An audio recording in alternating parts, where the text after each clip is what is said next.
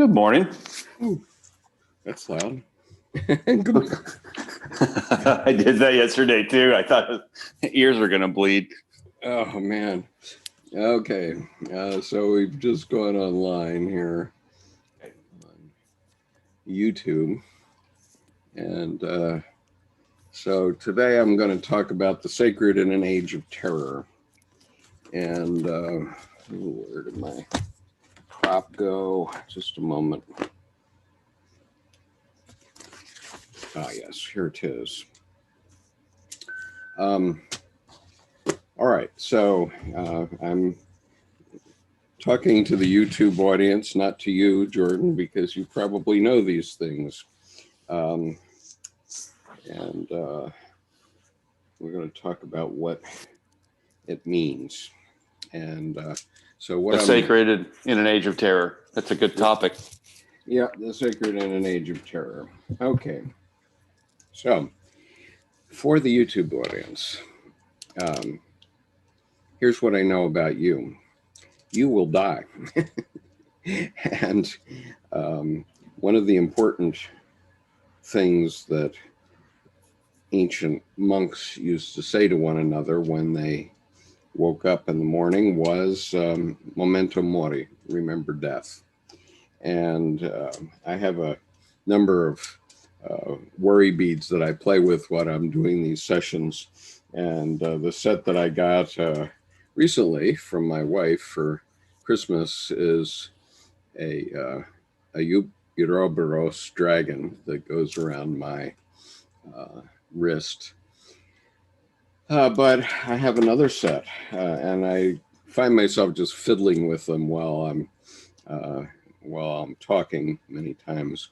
But another set I have is this, which is it's a bracelet that has all skulls on it, and this bracelet is a Buddhist bracelet, and it's again to remind us of death. Because as my friend Meltem Arıkan, the Turkish novelist, said, once you're dead, you don't know you're dead. It's only difficult for your family. And when you're stupid, it works the same way. And so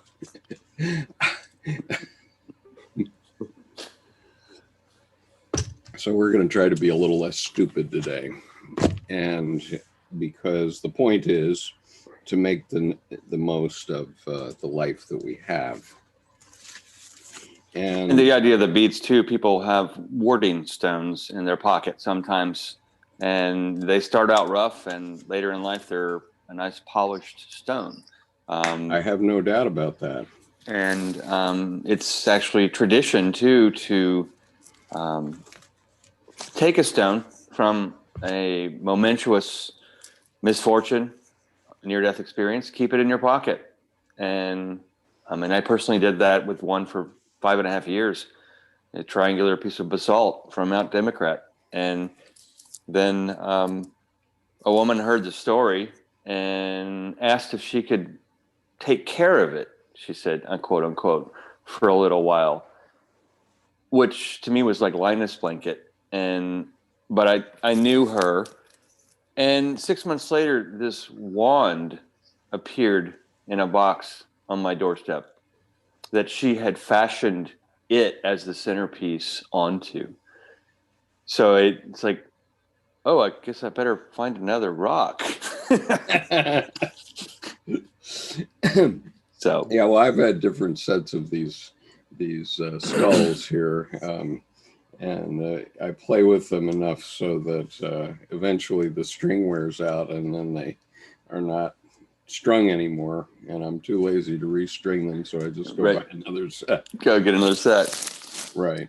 And not that these are anything wonderful. These are just plastic molded skulls.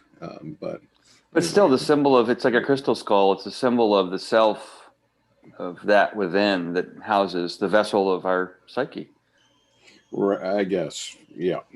I don't want to get too Or far. it doesn't have to have any meaning whatsoever. It's just there. No, it has meaning. It has meaning. The meaning is memento mori. Remember death. Remember death. That's the important thing. And so I'm going to go to an essay by Dr. David Tacey, who's an Australian, in a few minutes. But before I do that, I want to give everyone a reminder to one paragraph that Dr. Jung wrote late in life. He wrote a letter to the Reverend David Cox on September the 25th, 1959, so 2 years before his death. And he basically put his cards on the table vis-a-vis religion. He had been very, very cagey throughout his writing for 40 years because it probably took me 25 years before I really realized that the essence of Dr. Jung's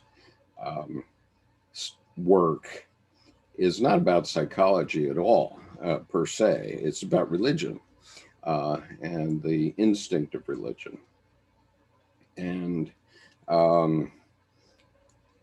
psychology is just what we call it in the modern age, but it's really about how we live our lives and what we do. So there's one paragraph in this particular, in his writing, over 50 years worth of writing, there's one paragraph that really sums it all up.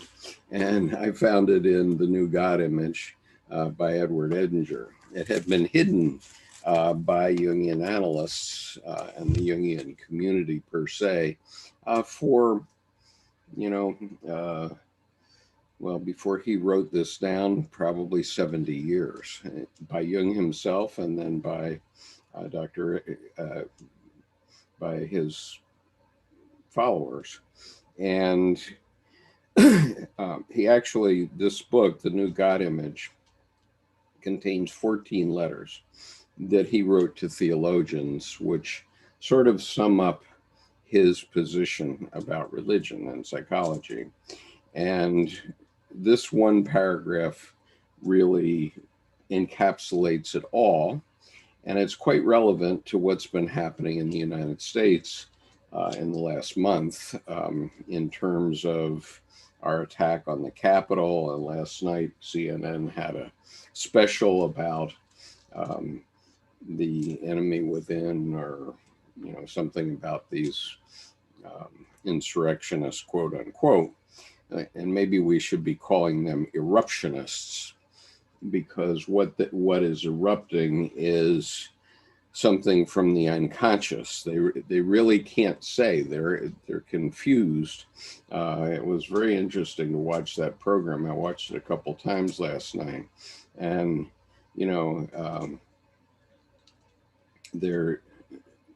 one guy, a former Marine apparently, because he was wearing Marine Corps cap, says, or the reporter says, "Why are you doing this?" And he says, "Because we're losing our freedoms." And the reporter says, "Well, what do you mean by that?" And he just couldn't say. He didn't know, really. He just could not articulate it. He says, "What do you think 1776 was about?" Well, do you know what it was about? That's a question. So there are eruptions that go on in the psyche of human beings. Certainly there was one at the time of the American Revolution. And so I'm going to read this paragraph, and I don't know if we'll get even any farther than this paragraph today. But anyway, Dr. Jung is writing along to Dr. Dr. David Cox. And by the way, this entire letter is on the homepage of this YouTube channel. because I read all the 14 letters into the YouTube channel. And so there's an entire playlist of all these letters. And so if you're interested in getting all the information, you can just listen to it there. You can buy the book, The New God Image by Edward Edinger. The subtitle is A Study of Jung's Key Letters Concerning the Evolution of the Western God Image. And so here's the paragraph. Well, actually, it's two paragraphs, and it's page 187 of the book. I must apologize for the length of this exposition. Please do not think that I am stating a truth. I am merely trying to present a hypothesis which might explain the bewildering conclusions resulting from the clash of traditional symbols and psychological experiences. I thought it best to put my cards on the table so that you get a clear picture of my ideas. Although all this sounds as if it were some sort of theological speculation, it is in reality modern man's perplexity expressed in symbolic terms. It is the problem I so often had to deal with in treating the neuroses of intelligent patients. It can be expressed in more scientific, psychological language. For instance, instead of using the term God, you say unconscious. Instead of Christ, self. Instead of incarnation, integration of the unconscious. Instead of salvation or redemption, individuation.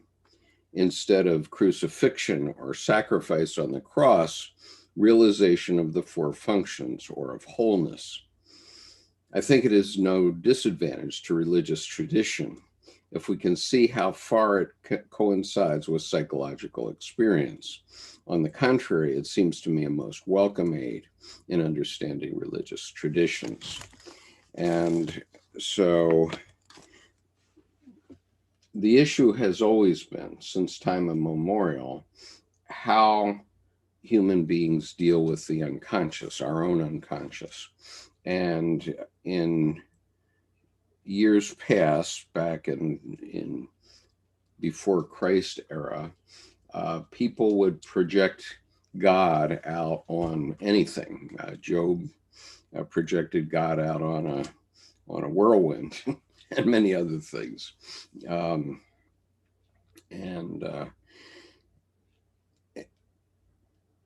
And so, first of all, we have to understand that. And part of our problem in the West, especially among Christians, is that we have projected this inner self out on a God that's out here in the universe, and not inwardly to understand what our self is and what God is.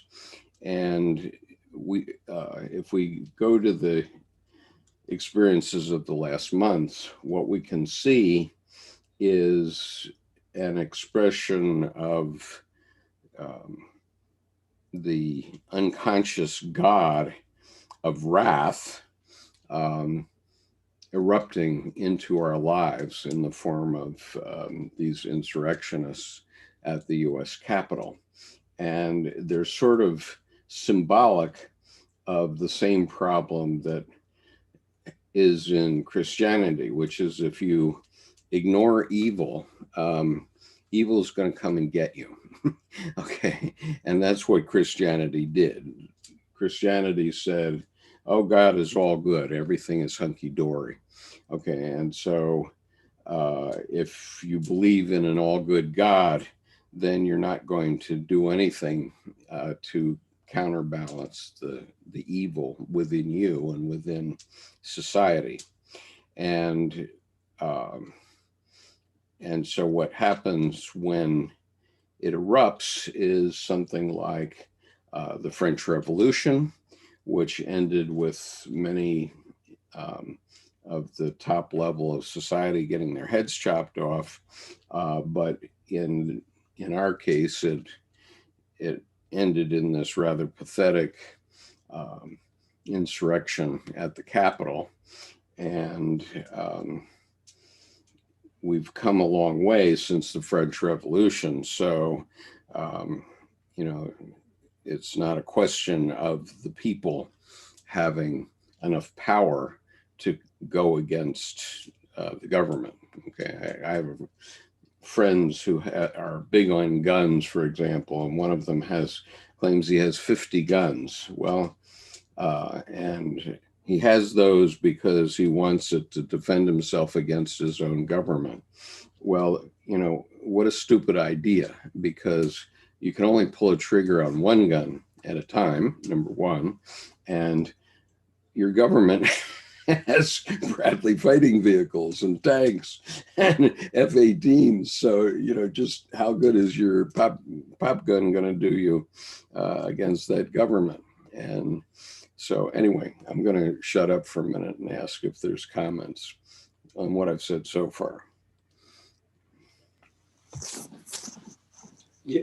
Hello, everyone. Hello, Skip. Hello, Jordan. Hi, morning, David. Hi. You know,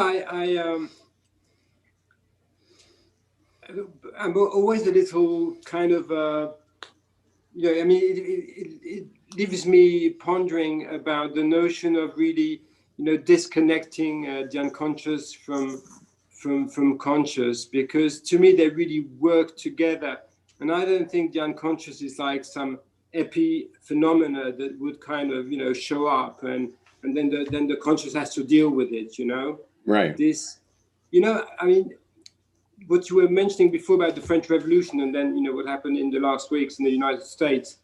I was watching a documentary a couple of days ago on Mao Zedong and China, and you see this country, which was originally a number of kingdoms, became one, and then basically it goes literally through horror for some time in the 50s to Chiang Kai-shek, and so the country was really brought to its knees. You know, that's a given. You know, it was really, there was nothing left.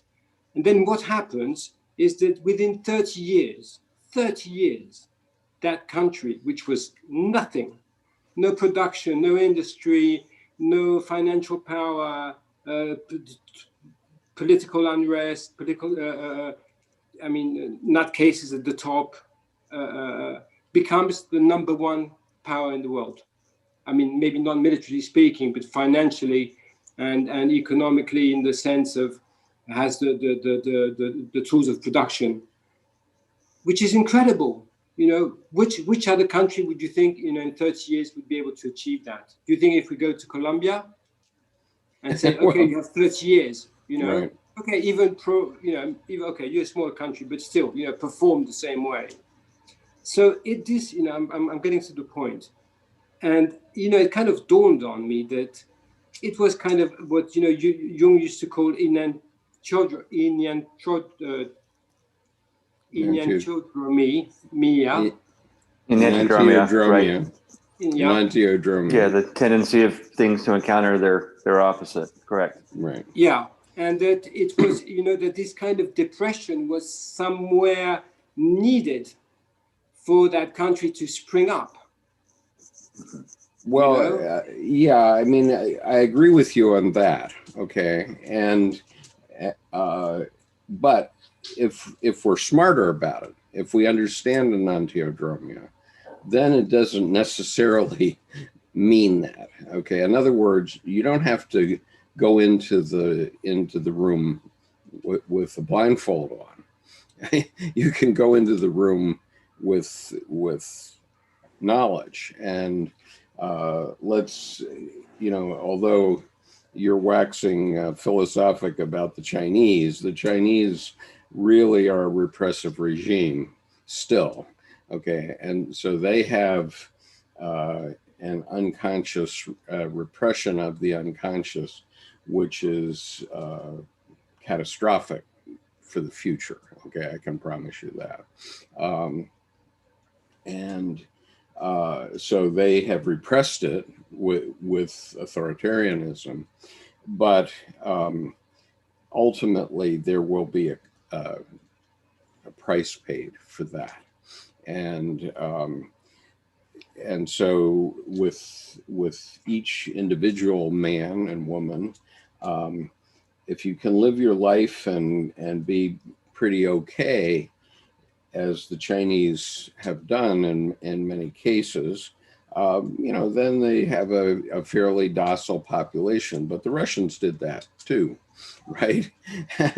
and the Russians repressed the sacred, and just said, it doesn't do anything for us. The Chinese say the same thing, by the way. The Chinese government says the same thing. It's, the religion is the opiate of the people. That's Mao Zedong's words. But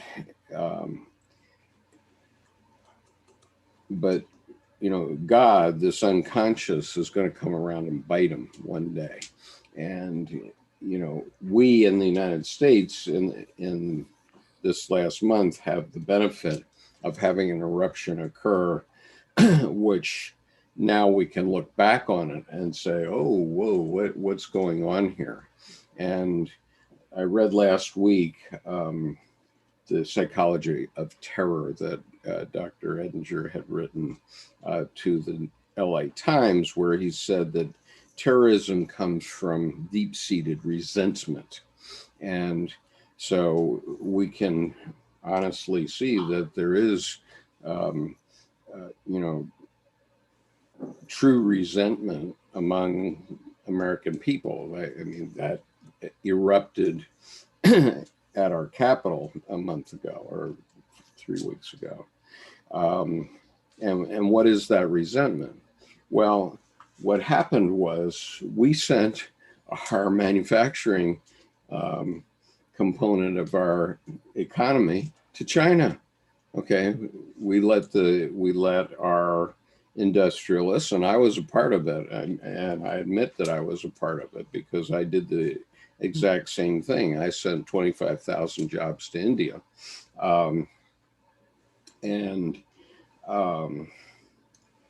because new technology developed which allowed us to do that. Now, why did we do that? Well, in our rationalistic perspective, we found what we call arbitrage opportunities, right? Which is we found that we could buy low and sell high. And so in my case, we were doing medical transcription, which was typing what doctors put in medical records in hospitals.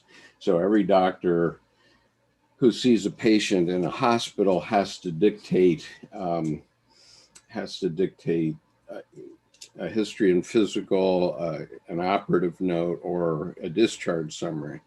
Those three things happen with respect to every surgery, for example. And so rather than the doctor sit and write it out as they might have done a century ago, they simply pick up the telephone and speak what happened during the procedure. And they do it immediately after the procedure. And then somebody has to type that. Well, traditionally, that was done in the basement of the hospital at very high cost, because it meant most hospitals having an employment of 15 to 25 medical transcriptionists who just sat there all day long at American wage rates and typed it out. Well, then in the 50s and 60s, we started to get ways of moving the dictations out of the hospital so we could listen outside and type. So a market came up for women to sit at home and do the dictation. So that meant that they could be with their kids and sit there and type all day and earn an income. But then in the early 90s, late 80s and early 90s, and this is where I came involved, we found that we could move those recordings, instead of just outside the hospital in the local community, we could move it to India, okay, overnight. And then Indian, mostly women, could type the work and send it back, and it would be done the next day, and it would be done maybe faster than it would have been done if it had been in the hospital. And So there were benefits to that for the hospital, because instead of paying, let's say 15 cents a line for the transcription, they were paying my company maybe 8 cents a line, which would have been half price. But we were paying Indians, who were very happy to have the money, 2 cents a line. Okay, so that's an arbitrage opportunity where the people who we employed in India were very happy. It was a top 10% job, very professional job for Indian medical transcriptionists. Whereas in the U.S., it was sort of a low-level job that nobody cared about. And so Indian families did very well with that, and it helped their economy. But at the same time, it took these home jobs, 25,000 of them, away from Americans. And so, or at least theoretically it did, because actually I tried to find American transcriptionists at one point and couldn't do it because they weren't available anymore, because Americans had found higher level jobs. So, but there were a lot of women who resented the fact that the jobs went to India. Well, the same is true of manufacturing jobs. Jobs manufacturing in the auto industry, for example. I mean, there was in the 80s, I was involved. I was in Japan, and I was involved in the auto industry. So Americans were getting upset because they were losing auto industry jobs to Japan. So Japan said, "Oh, we'll tamp that down.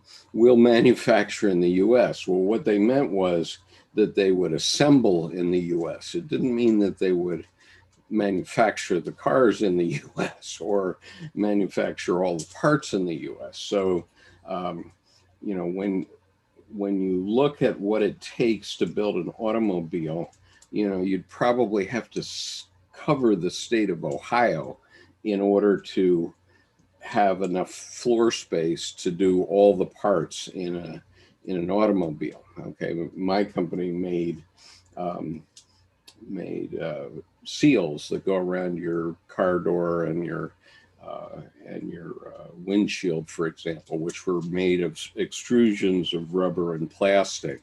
But even to just make this strip of rubber or plastic, you have to have a building that's about 400 feet long and 200 feet wide, and it has these massive Banbury mixers that go 3 stories up, and heavy equipment and all kinds of stuff in order to melt the plastic down so you can push the extrusion through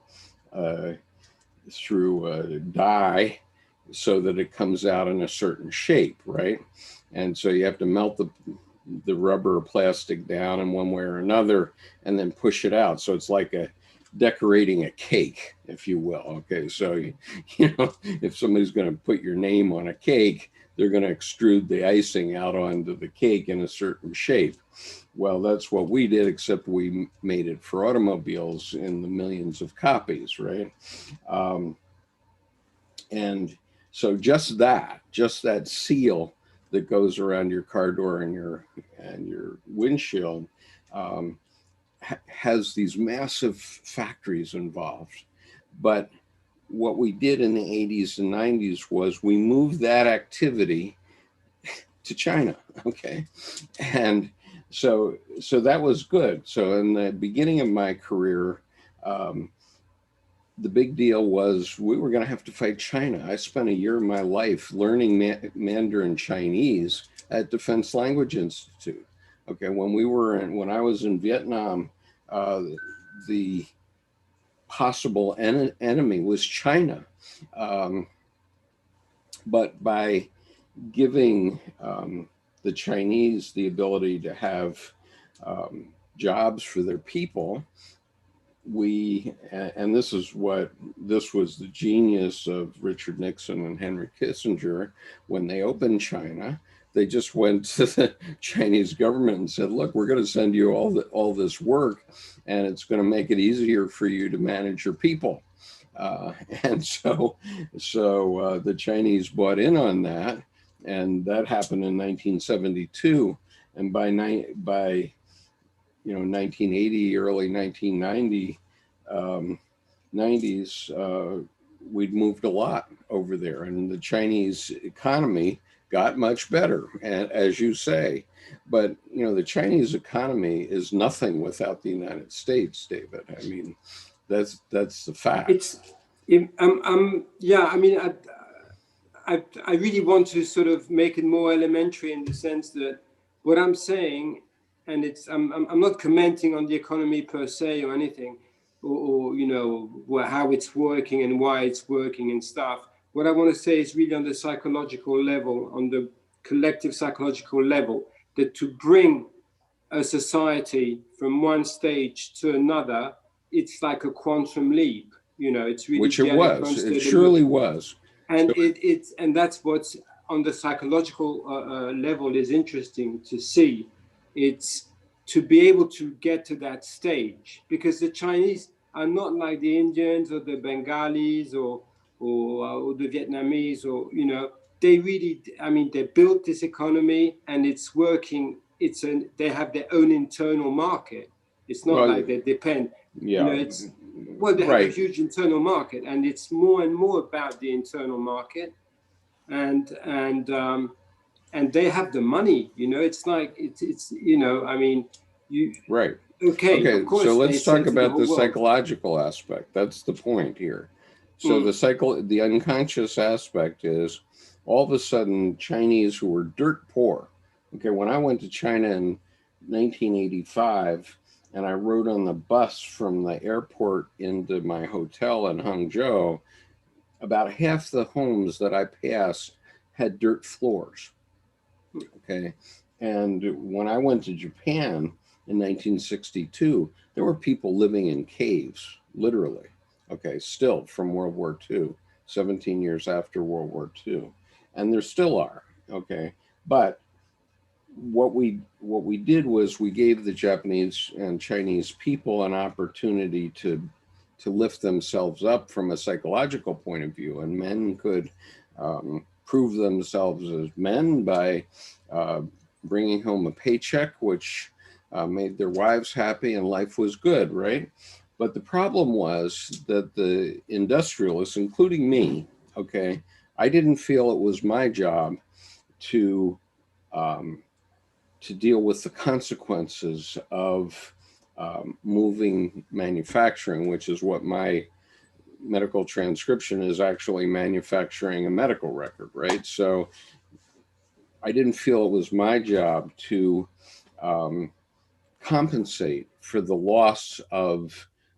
losses to the psyche of Americans, whether it was women or men. In my case, it was women, but in the Rust Belt, in the American Rust Belt, where we had huge factories for automobile manufacture, and still do to a certain extent, but we've lost probably half of it.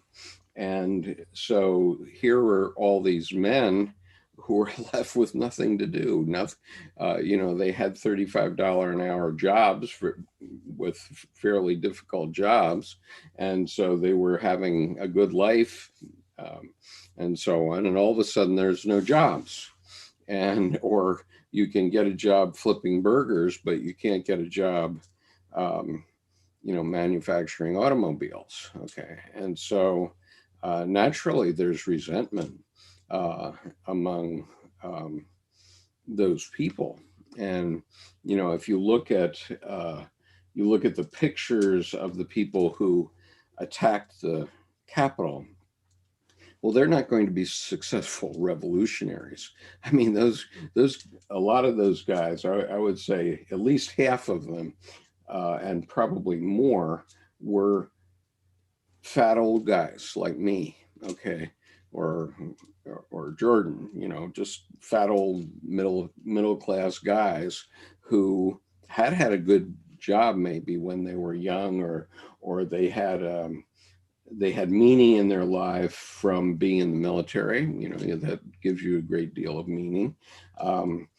But then when you don't have meaning, you don't have direction, and you don't have an income, it can create quite a bit of resentment, and you don't really know it necessarily until it erupts. That's the point about Jung's definition of God here, that these things are unconscious, maybe, and they were unconscious to me. I mean, I wasn't conscious of the fact that I was causing resentment among American women.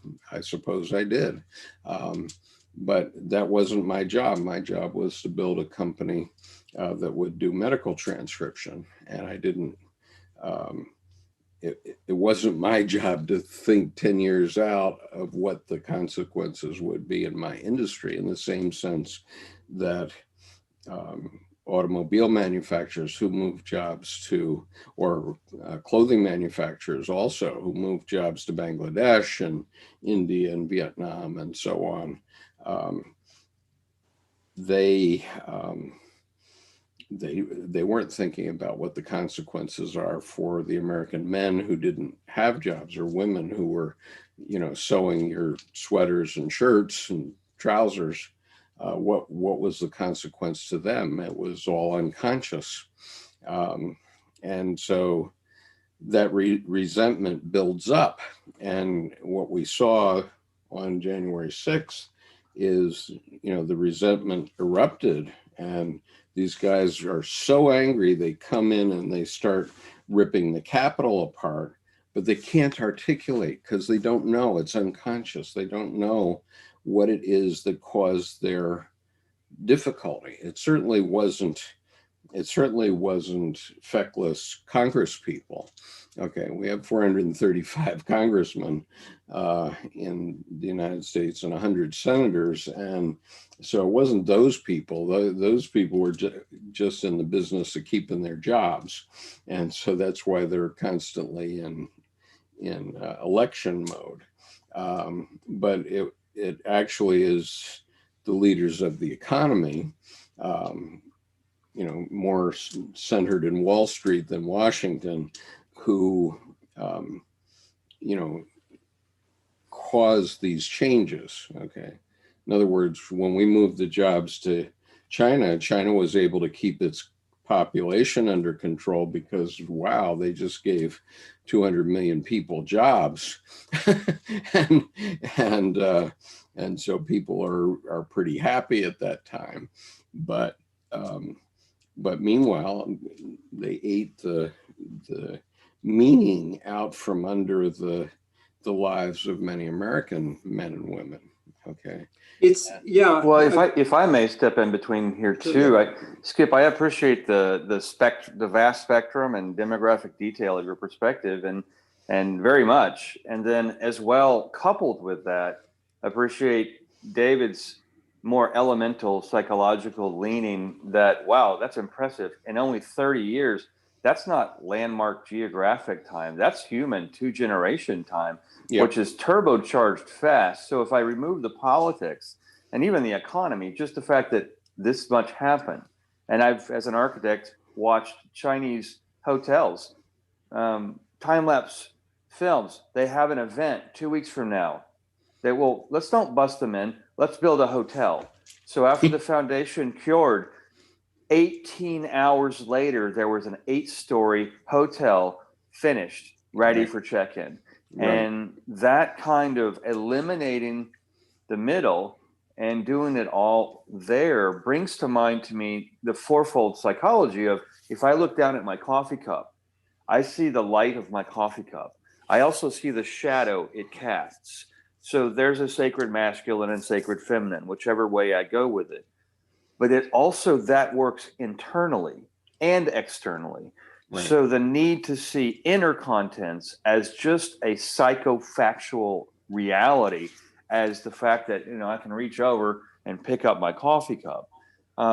That's, to me, the nature of one of the issues, is that there's this eruption, but there are also people who have been conditioned to be uncomfortable.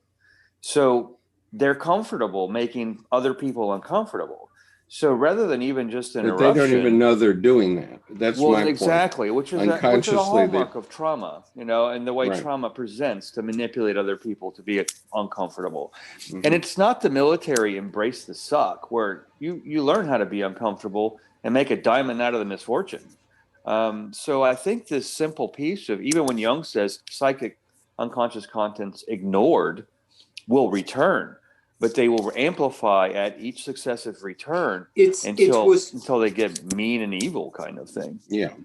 It Right. was, I mean, it's if you focus on the specific of the Chinese people, this capacity and the drive to be able to achieve this quantum leap was there.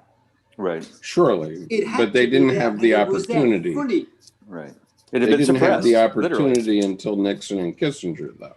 Otherwise, they were just sitting there in the same abject poverty that they were living in through the Qing dynasty.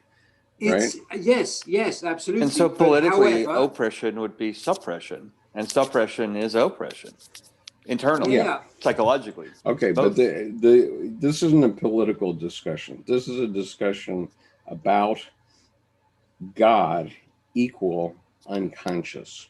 Okay. Right. I think we've All come right. to the fourfold piece of inner and outer, Right. and how they interact. So this is the point, that basically, from the perspective of let's say a 19th century theologian, the insurrection at the U.S. Capitol was an act of God, okay, or an act of the devil, because it's the dark side. It's it's not a good God that did that, right? What did Jung say about the Western democracies? He said that they were the only thing that gave him optimism. Now, why would he say that? He said that because we have certain safety valves. It's like a pressure cooker that has a safety valve on it, and too much pressure builds up and it blows out the cap instead of exploding the piece of the metal pot. Right, it has a little rubber safety valve in it, and so if the pressure gets too big in the pot, before it sends shrapnel around your kitchen, it blows out that safety valve, right? And so this is what we actually saw on January 6th, which is, we saw the pressure blowing through. I mean, the safety valve blew through, and we were lucky that we only had actually one death from the attack. The other 4 deaths were fat old guys like me who thought that they could do something at the Capitol, which go figure, and they dropped dead of heart attacks. Okay, so it was actually 4 of the invaders who died not because of the attack, but because of their own health.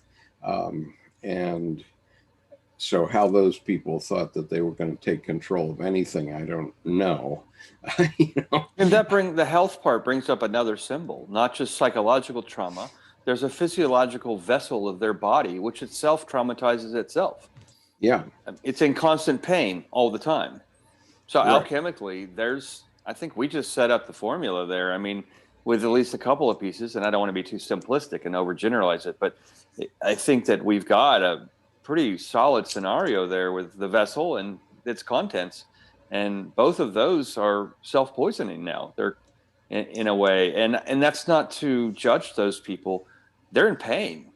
Well, they are in pain, and I'm empathetic with them because right. I'm resentful about certain things that happened to me over the last 15 years. Okay, I played the rules, the way I saw them, as we saw them in the late 50s and 1960s, which is, you go serve your country, then you go to law school and you get a job that's going to make you a lot of money, and you save up your life savings. Well, I did all that, and then what I didn't know was that the investment bankers were not playing by the rules, the same rules that I was, and so they pulled the rug right out from under the American people, and they don't even know who did it.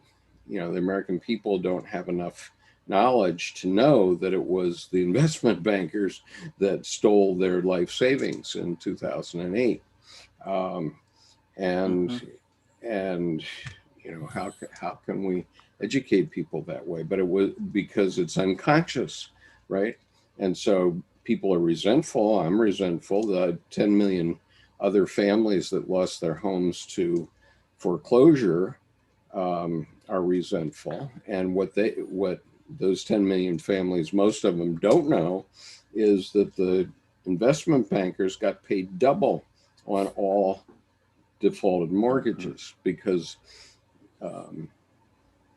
President Bush and Henry Paulson just threw money at the banks. So they basically, what they did was they paid off all the mortgages. All the mortgages were covered, so the banks weren't going to lose anything. And then then the banks also took it upon themselves to foreclose on everybody. And by the way, they never paid the money back that Bush and Paulson gave them. They never did. And, you know, people don't remember, I suppose, that, you know, one fine night in 2008, Henry Paulson pulled the 9 presidents of major banks in Wall Street into a room, and he handed each one of them a single piece of paper, and he lent them on one piece of paper $25 billion each. So $225 billion was lent to these banks on 9 pieces of paper. Can you imagine that? I mean, you can't buy a car with 9 pieces of paper today, but that's what Paulson did. And, you know, did that money ever get paid back? I'm pretty sure it didn't. Okay, that was just free money that he just gave out. And so I have resentment. There is resentment. Okay. And I would say, because it's banks, it's not money, it's principal. There's investment, there's interest. So they basically handed them a very hot, warmed up opportunity. $25 million makes its own money on itself. $25 billion is the size of scale of money that makes its own money because of its mass. I mean, Right. It's the financial gravity aspect of it. So, right. And but then now the they fact have a that problem. now they have a problem, and the problem is exacerbated by COVID, because they gave them, it was actually $450 billion bailed out the banks during the crisis in 2008. They didn't bail out average people, they bailed out the banks. And you know, in the COVID crisis, okay, everybody's gotten $600. Really? You know, there have been $3 trillion. $3 trillion. That's $3 million. $3 million has been given out into the U.S. economy, but almost none of it has come to the average people. The average people have been scraping along, and we've all gotten $600, and now maybe President Biden is going to give us another $1,400. Oh, big deal. You know, multiply that by the number of heads of household there are in the United States, and it's nowhere near $3 trillion. So the point I'm making is that now they can't give away all the money that they have. They're now having problems because they have all these little green electrons sitting in Swiss banks, but they can't invest it fast enough because nobody has any capacity anymore. They got too greedy. And I'm not talking about politicians now. I'm talking Mhm. about Wall Street. Well, and if I may, I mean, you started out, and I really appreciate the way you started out with the sacred in an age of terror. And what came to mind when you said that was medieval life. And if I was in medieval times, I would have disease and pestilence, hot and cold, that I have to shelter myself from. And those four things, among many other, but primarily those four, are going to um, cook up the recipe of my inner world, my psyche. And here now we have financial crises, health crises, that just those two things instead of four are driving the psychological crises that's then turning back to Ouroboros bite its own tail and now self-fill the pain, trauma, and abuse. I mean, Right. So, of finance and health. so this comes back to this definition of what God is. Okay, Right. so Christianity sold the idea of God as somebody out there who's going to magically run your life like a puppeteer, and he's going to watch over your life if you're a good little boy and girl, but if you're not good, then he'll bring down pestilence on you. And so the Christian religion has never been able to explain why Christ does bad things to good people. And the answer is, or God, and the answer is, he's not. Okay, God is not doing it. And God has given us an earth, Mother Nature. And so, when Job saw God in the whirlwind, it wasn't that there was a being there in the whirlwind that was going to come and grab him and throttle him. It was Mother Nature was doing her thing on him, and he had a vision of that being God. But so the point is, it's unconscious. This is what could be causing this, what could be causing my problems. And Job never gave up on God because he recognized that the whirlwind actually was just a whirlwind, right? And then he has to turn that inward. Yeah. As the The whirlwind was an act of nature. Okay. Mm-hmm. And Dr. Jung had a favorite joke about it, which he put at the beginning of Man and His Symbols, which is that, God just had a bunch of dice in his pocket and he just threw them out on the table and said, "Let there be a world."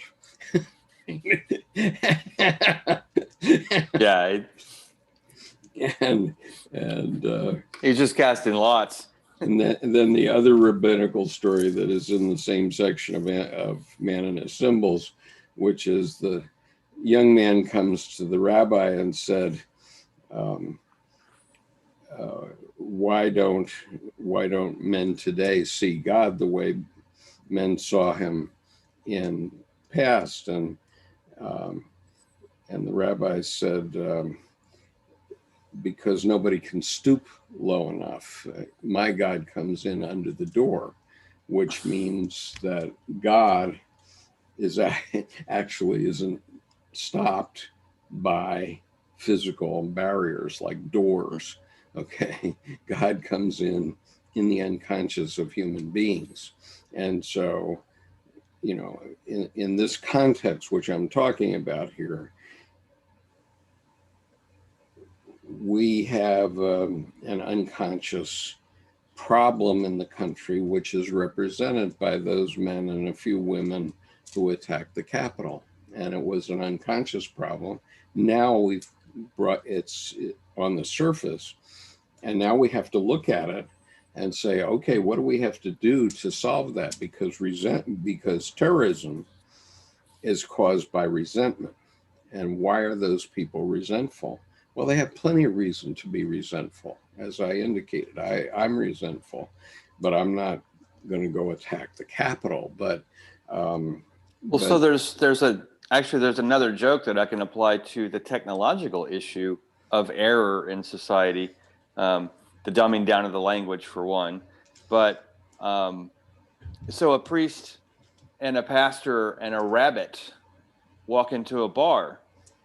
The bartender looks down at the rabbit and says, "Well, what do you have?" And the rabbit says, "Nothing. I'm just here because of autocorrect." But 30% of that situation is now in error. So yeah, that's a good one. Okay, so the point is that God is a power, a real power, but God is in this context of what Dr. Jung is talking about. It is unconscious, and it happens to us on our personal level too. Okay, I'm forced along. The reason all of us are here today, and we'll bring Gunnar into this also, the reason we're here today in this group is because something inside us tells us that we have to be here. Okay, whatever it is. Mm-hmm. Okay, and certainly it happened to me because I've been doing this for going on 5 years now, and I don't have any choice. Do I want to get up at 8 o'clock in the morning and come on Zoom and start yammering about things? Well, no, I don't. I mean, I was on a session last night until 9:30 at night. So I want, just a few hours later, come on and start talking about this stuff? No, I don't. But there is something within me, a God image, as Dr. Edinger is talking about, which forces me to do it. Okay. Now let's ask Gunnar and David to speak to that. Why are you here, David? Why are you here, Gunnar? Gunnar, why are you here?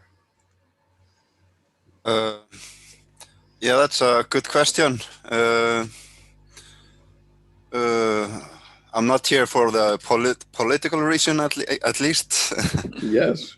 And I'm very interested in what reality is and how we construct it around ourselves. Mm-hmm. And as I find Skip and Jordan and David, I find them very interested how they see reality and how we can reflect our ideas to each other. Mm-hmm. I'm wondering if, because you were talking about China and Japan, and I'm currently reading a book called Jung to Live By. Yes. Mm-hmm. Which is focusing on typology and practical application of Jung. I'm wondering if I could reflect a question, if I could read one paragraph from this book. Sure. If ignorance is the cause of all suffering, then the antidote must be knowledge. Knowledge of typology specifically will safeguard us from frustration and aggravation in the interpersonal relationship, along with a certain degree of patience. If only the various races and ethnic groups of our planet could realize that the source of much mutual misunderstanding, mistrust, and mutual suspicion is an essential question of collective typology, then the more effort would be made in trying to communicate via third parties, whose typology could act as a harmonizing agent and a communicative bridge between the two disparate typologies. In many instances, Japan has interpreted America to other Far Eastern nations successfully, acting as a go-between, and other examples abound in international affairs. Let us not forget that what we call culture, national politics, and religion and social movements are created by the psyche and a particular typology that expresses itself through the members of each particular social, ethnic, or religious collective. And I find it kind of interesting when the book is focusing on these kind of, I don't know, you can see, Oh, yeah. The yin typology. yang. In typology, we have this called helping functions. Mm-hmm. Right. And America had very good relationship with Japan rather than China, because the typology function was more relating to the America. So I'm wondering if you could comment on that. Well, at one That's a point great after question. World War I, or World War II, the Japanese wanted to become an American state, believe it or not. But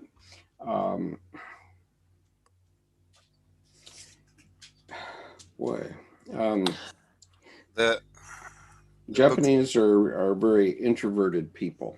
Okay? Yes. And Americans are very extroverted people. This is what Dr. Jung commented on. And so so we are providing for the Japanese the compensating factor, perhaps. And part of that compensating factor is, oh, by the way, we also exported a lot of automotive manufacturing jobs to Japan as well. So the Japanese could be introverted. Okay. Why are they introverted? Well, they're introverted because their attempted extroversion was rejected by the rest of the world. And so a lot of the people that wanted to extrovert are now dead. Okay. and so the people that were left in Japan after World War II were highly introverted, and they decided that they had to learn how to interact with the Western world. And so what they did was they paid attention. And of course, the U.S. didn't push the resentment after World War II. After World War I, we did. So the Treaty of Versailles was a matter of causing the Germans to suffer. Okay, after the suffering of World War I. But after World War II, we instituted the Marshall Plan, where we went and rebuilt the countries. Okay, and that created Japan and Germany as our strongest allies, among other things, and aside from the UK, which had been an early enemy, but that's long past. But so what the U.S. did in Japan after World War II was we came in and helped them rebuild their country and showed them how to do things better. So when I was a boy, made in Japan, the term made in Japan meant something that was schlocky, not good, not good quality. And so what Douglas Deming did, who was a statistician, he went to Japan for several years and he taught the Japanese how to do quality control and to make good quality. And there's still a Deming Prize in Japan for the best quality that people make. And so today, if you buy something made in Japan, it's synonymous with high quality. And even I drive a Toyota Prius today because Toyota and Honda and Nissan are the best. Okay, maybe sort of along with Mercedes and a couple of European brands, but they made high quality, and they learned that from Americans. Okay, and so that gave the Japanese people the ability to have a meaningful life. Okay, it allowed men to make an income because they could they could be proud of the quality of the goods that they were making, right? And that's what does a man want to do? He wants to provide for his family, and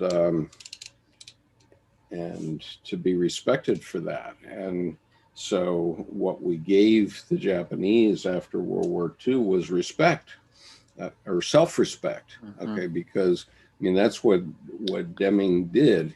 He went to Japan and taught them self-respect, the people that were left.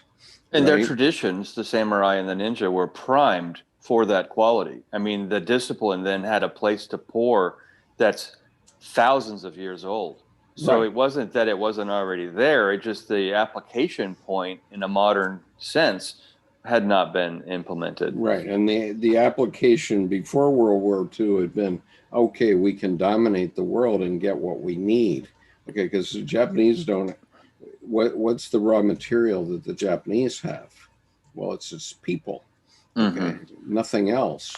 Because and so the Japanese thought that before World War II, they thought they had to go steal resources from the rest of the world, but it turned out that, oh no, that's not the case at all. All you have to do, your resource is your people and your commitment to quality. You know, the Japanese katana is a symbol of this, where you know, Japanese swords are, you know, the finest steel that you can find, and each true katana is a symbol of that swordsman. It is the height is often from tip to tang, is from your toes to the upper part of your heart. They're very long traditional swords. Yeah, yeah. And the slight curve represents metaphorically your segment on the curve of the earth. So that's your own ownership. And Morihei Ueshiba, I think he says, the sacred sword, sharp and bright, allows no, how does the quote go? Allows no opening for evil to roost. And, and it's such a tradition. I'll give you a classic example. Japanese swords are so sharp that you absolutely cannot touch the blade. Okay. Right. One time I had my nephew visiting me in Tokyo, and this was during the 5-year period that I was running a business there. And there's a shop in downtown Tokyo called Japan Sword.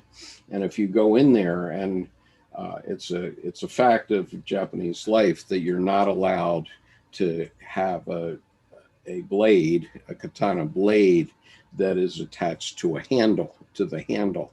And so they're typically displayed separately. So there's the blade, and the handle is displayed separately. And if you put the blade and the sword together, then that's a violation of law, actually, in Japan. And so when you go into Japan Sword, there are all these 2-level displays of the blade and the handle. And so I had my nephew visiting me, and we went into Japan Sword to take a look. And there are all these signs in English saying, "Do not touch."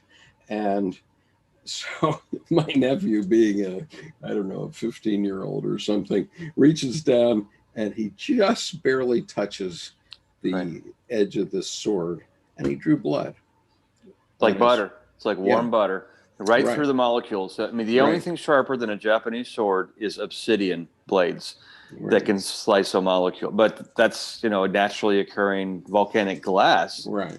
And they roll swords rolled upwards of 300 to 500 times become that obsidian glass, that micro blade kind of ability to sharpen. Yeah, the Japanese sword is actually traditionally 900 folds.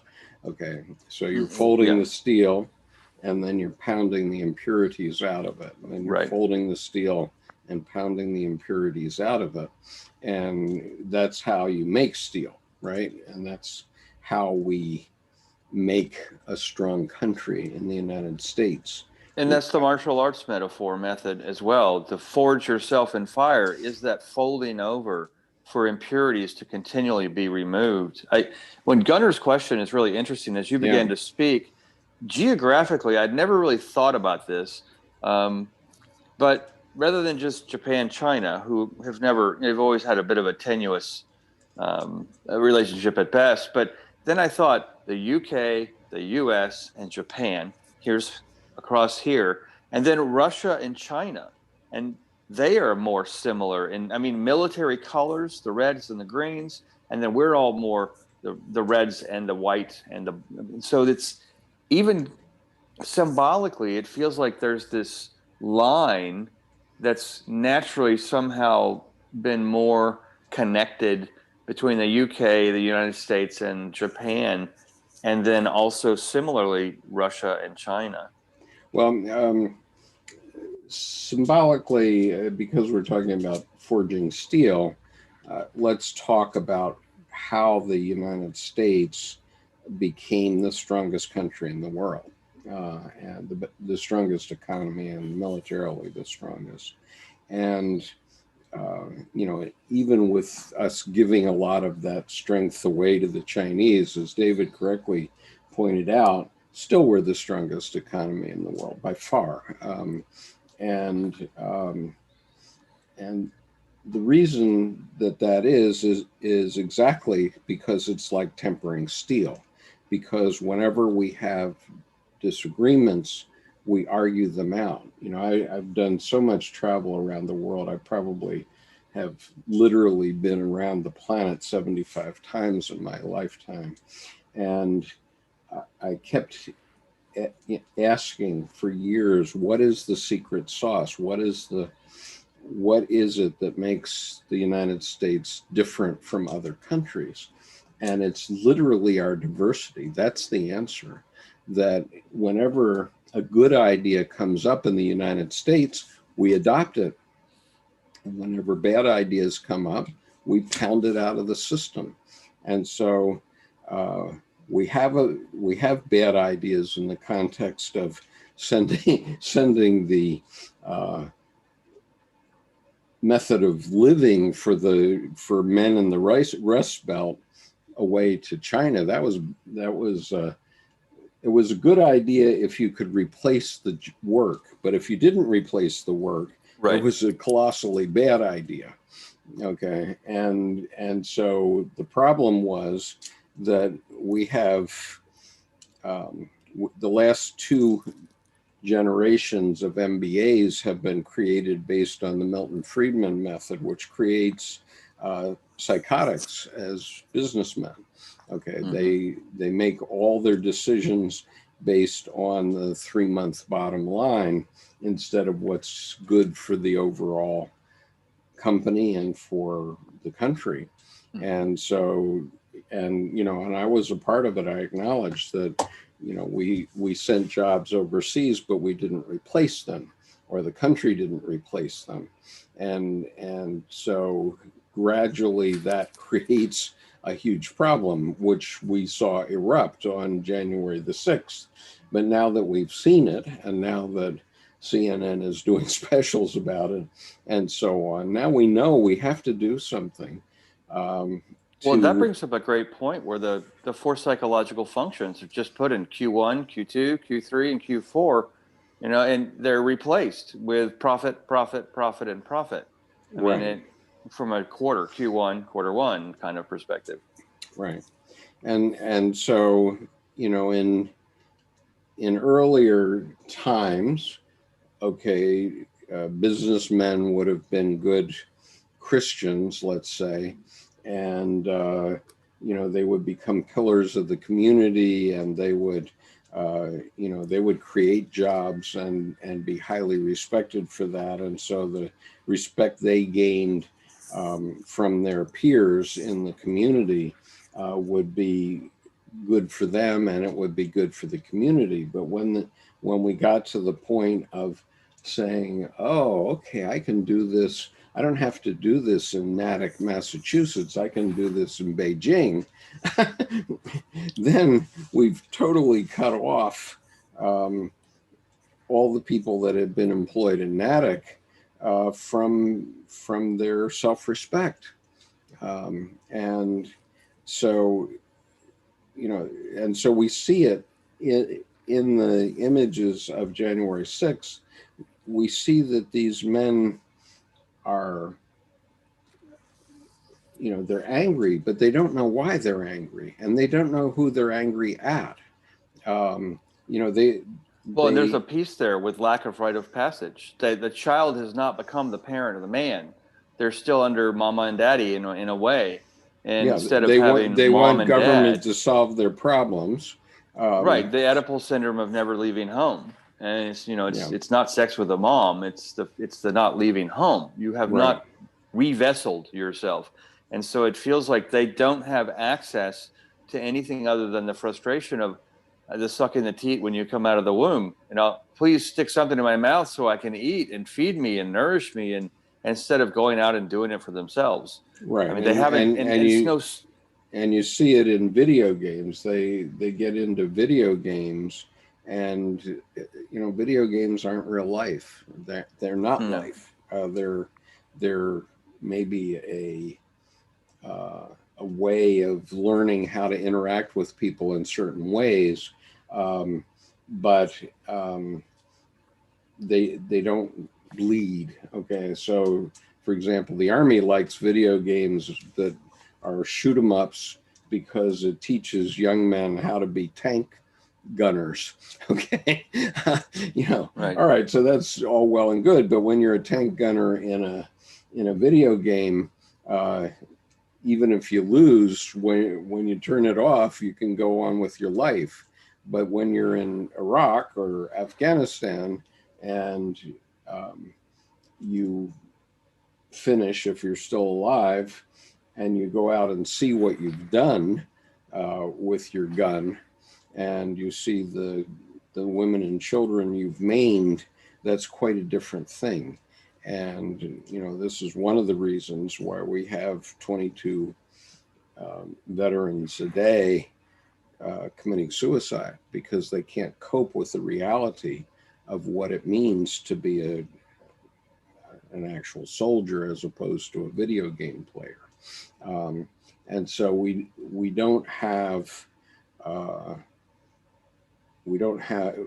enough psychological information in the populace to help us cope with those things, and we just let kids go hither and yon. We're not initiating them. Right. One of the approaches is Israel, where there's 2 years of national service, and I think that's a good thing. I don't think what we have now in terms of the troops in the military is actually as good as when we had the draft, because when we draft people randomly, they get initiated. And I don't mean it has to be a military draft. It could be a draft into service in a hospital, a candy scraper or something like that. And I think it should be for men and women as well, where everybody serves the country for 2 years and for a reasonable wage. I'm not saying for cheap. Mm-hmm. And what's interesting about that is when the initiation is present as a natural feature of the society, then once you're initiated, you learn to self-initiate. You learn at times when you get to a point where, well, depletion equals misspent efforts. And this worked for the last 9 years, but now not so much. Time to retool the garden, redig the garden, amend the soil, change let the soil go fallow, work the crop in another place. And that ability to self-initiate, I think, goes further. And right now, you're absolutely correct. We're dealing with a culture that doesn't even, the initiation is, I'm 18, I can vote. I'm 21, I can drink. That's too small. That bar is too low. Yeah, that is no too pun low. intended. But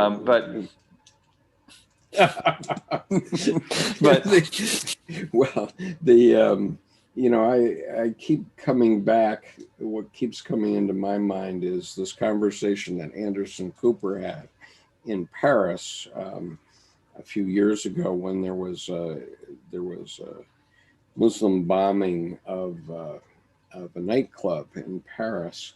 And so heads of state from all over the world came to Paris to mourn the 100 and some people that were killed.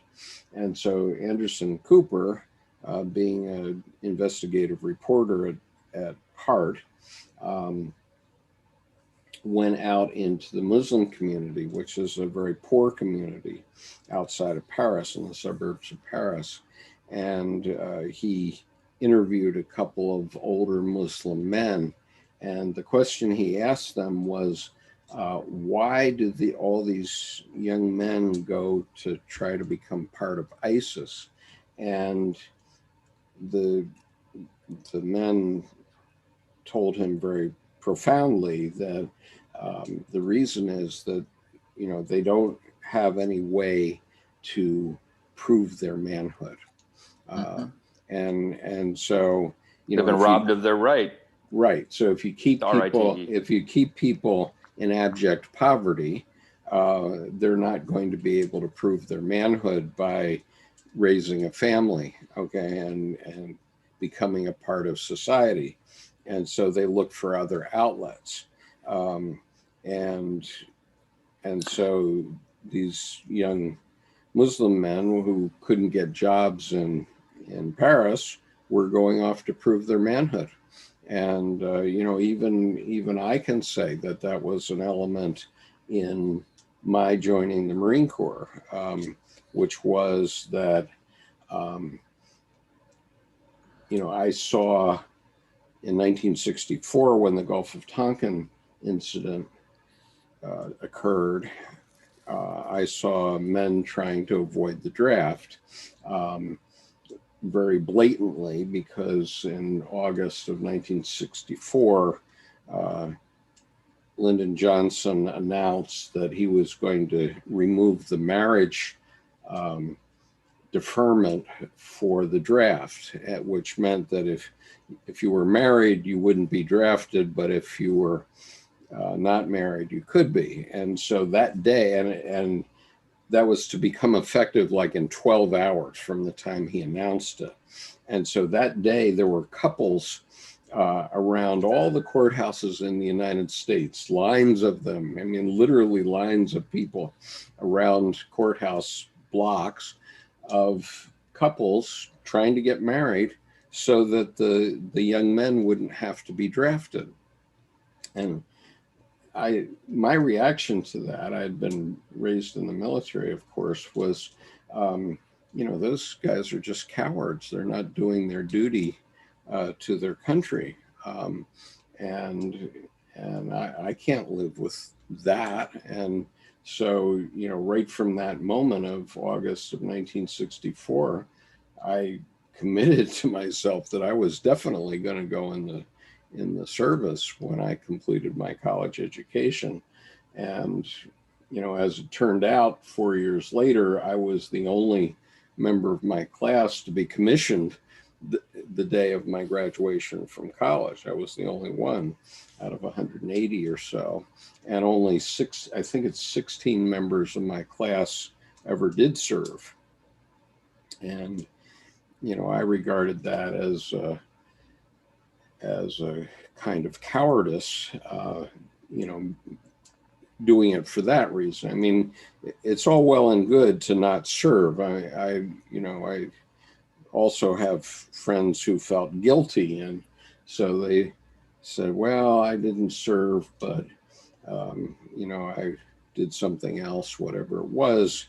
And I said, well, I did my service so you didn't have to.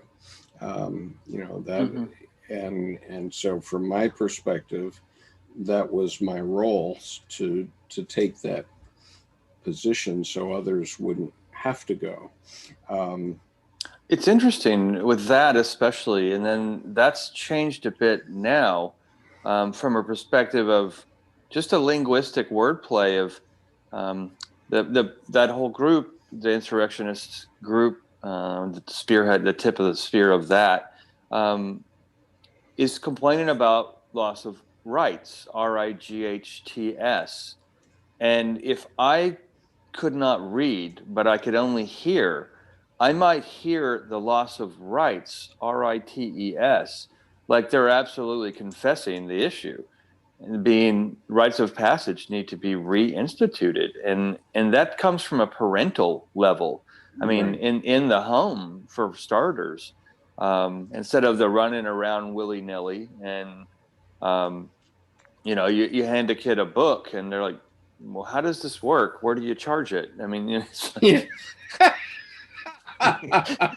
well, do I just put it on my magnetic charger? I just have to lie it down? I'm like, no, you open it.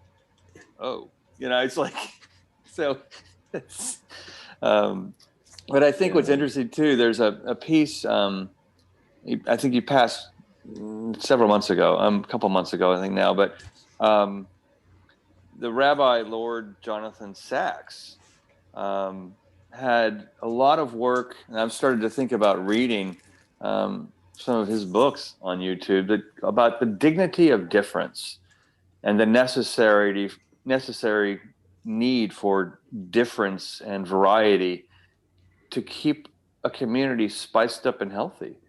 I mean, it's where it's kind of the old Rodney King, can we all just get along? But not in a naive way, in a listening, empathic way, where, for example, you did your service so someone else doesn't have to. We all have our parts to play, Yeah. but a lot of those parts have kind of been outsourced from us. I mean, a lot of these inner needs, the manufacturing of an ability to use your emotions and feel, have been outsourced to just dumped in the trash.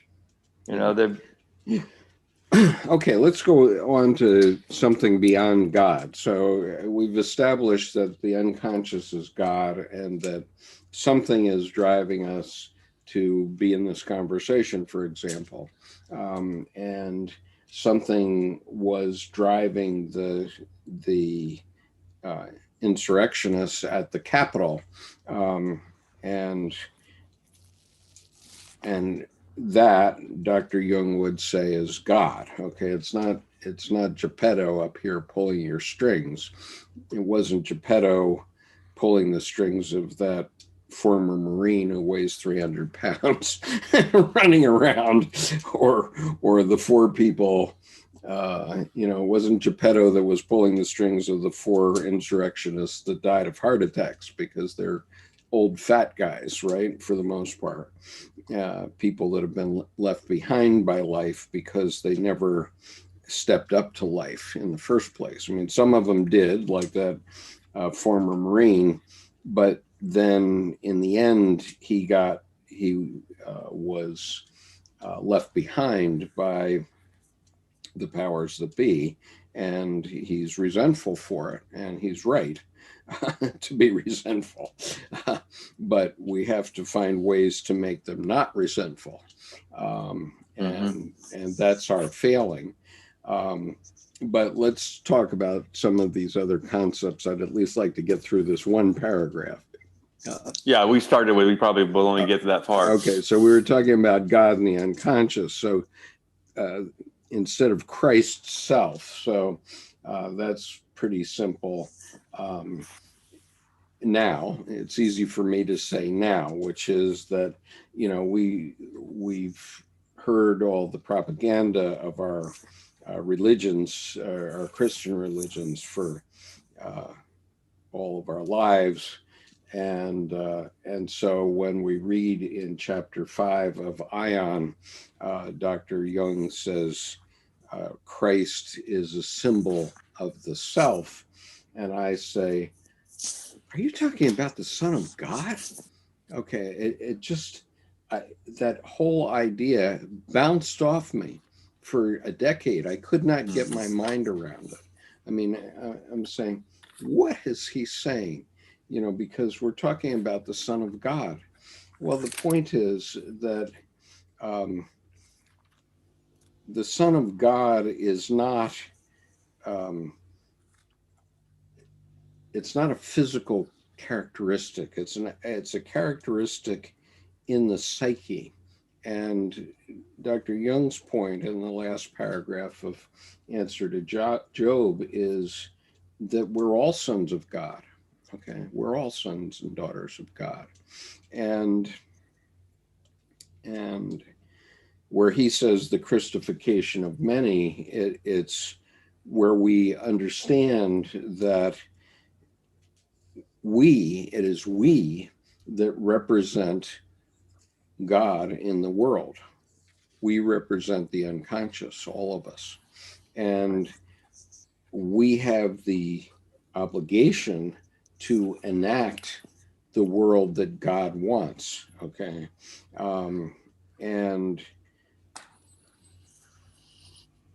And that's the point, that the self has to enact. The self, both collectively and individually, has to enact the world that we want. Okay. And this is, in essence, what Dr. Jorge Ferrer will be speaking about with us next Sunday, February 7th at 1 p.m. Eastern Time, 7 p.m. European Time. He'll be speaking with us from Ibiza, Spain. And Dr. Ferrer has been talking about participation with the mystery. And the point is that I can't tell you exactly what God is. I can tell you that God is in the mystery, is in the unconscious. And we all have to try to come to grips with what it is that God represents to us. And then we're all sons of God. It's not only Jesus Christ, it's all of us. Because if we say, oh, it's only Jesus, then we're projecting out our responsibility on some entity out there in hyperspace instead of the entity that's within us. And this is where Dr. Jung's perspective was quite different. He was saying, these things are within us. All of us are Buddhists and Jews and Catholics and Taoists and everything. They're all within us. And we have to project the world as God would want, because we're the consciousness of God as far as we can see in the universe from the perspective of consciousness. As far as we know, we're the only consciousness in the universe. And so we represent the consciousness of God. I mean, this was the numinous realization that Dr. Jung had on the slopes of Mount Elgon when he walked away from his party in Africa, in Kenya, and looked down on the plateau and saw all the herds of different kinds of creatures flowing like a river through the plateau below him, and there was no other human being present. And the point was that his was the only consciousness that even knew that was happening, okay, at that moment. And so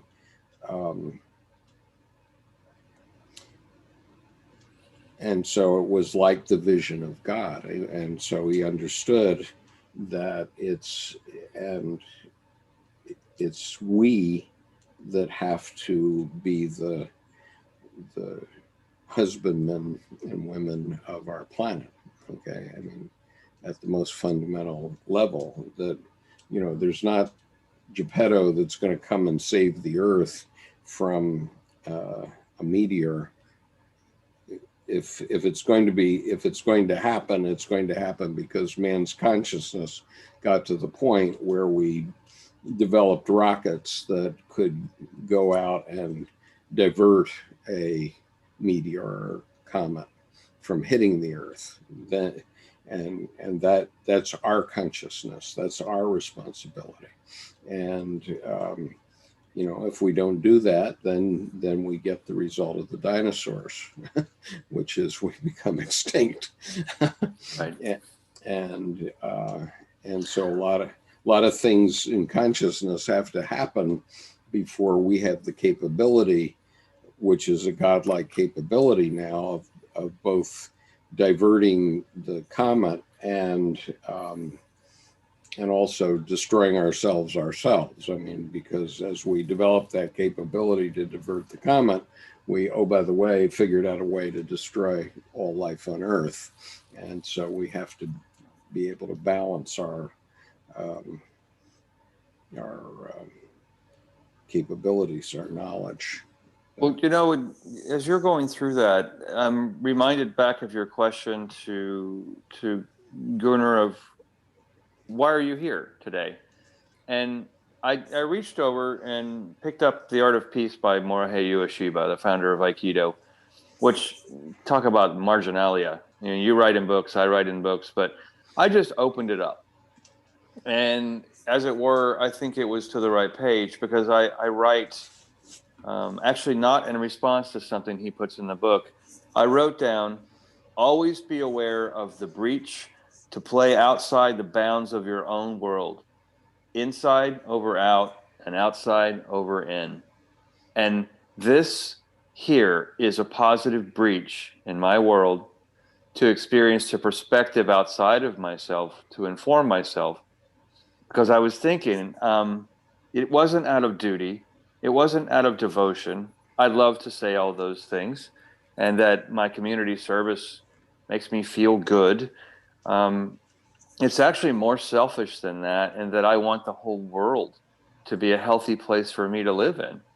And Sure. by doing that, so the old African hunter's proverb of to go alone, or to go fast, go alone, but to go far, go together.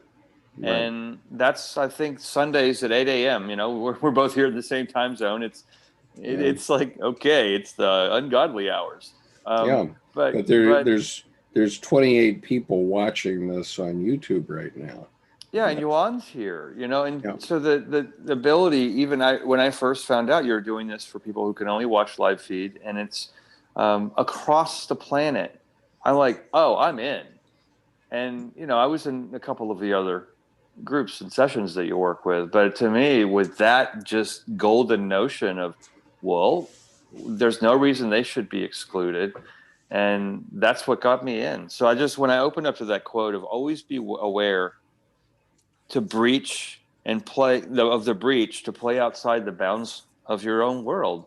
Right. So you grow to heaven, you grow to hell. I mean, so anyway, I had this mental block about Christ from Ion. I want to come back to that because I'm trying to get this paragraph under control. So I had this mental block, and the mental block was because I had been brought up as a Christian. And so I've been to Sunday school for, 10 years or so. And so I'd heard all the propaganda that the Christian faith presents. Now, this doesn't mean, when I say propaganda, I'm not trying to say that the Christian faith is wrong. I'm not saying that at all. What I'm saying is that Christ is something different from what's been sold to us by the Christian faith. But it doesn't mean that the Christian faith is wrong in what it does, per se. But what I've come to understand from Dr. Jung is that Christ, as an individual, and Dr. Jung said he's the only individual, certainly at the time, that could have even done this. He had the calling to make people aware that they could have a connection with the collective unconscious, and he saw that through to the end. That was his personal calling, and as a result of that, he became immortal, and immortal in the sense that we're still talking about him today, and Dr. Jung is immortal because we're talking about him today, right?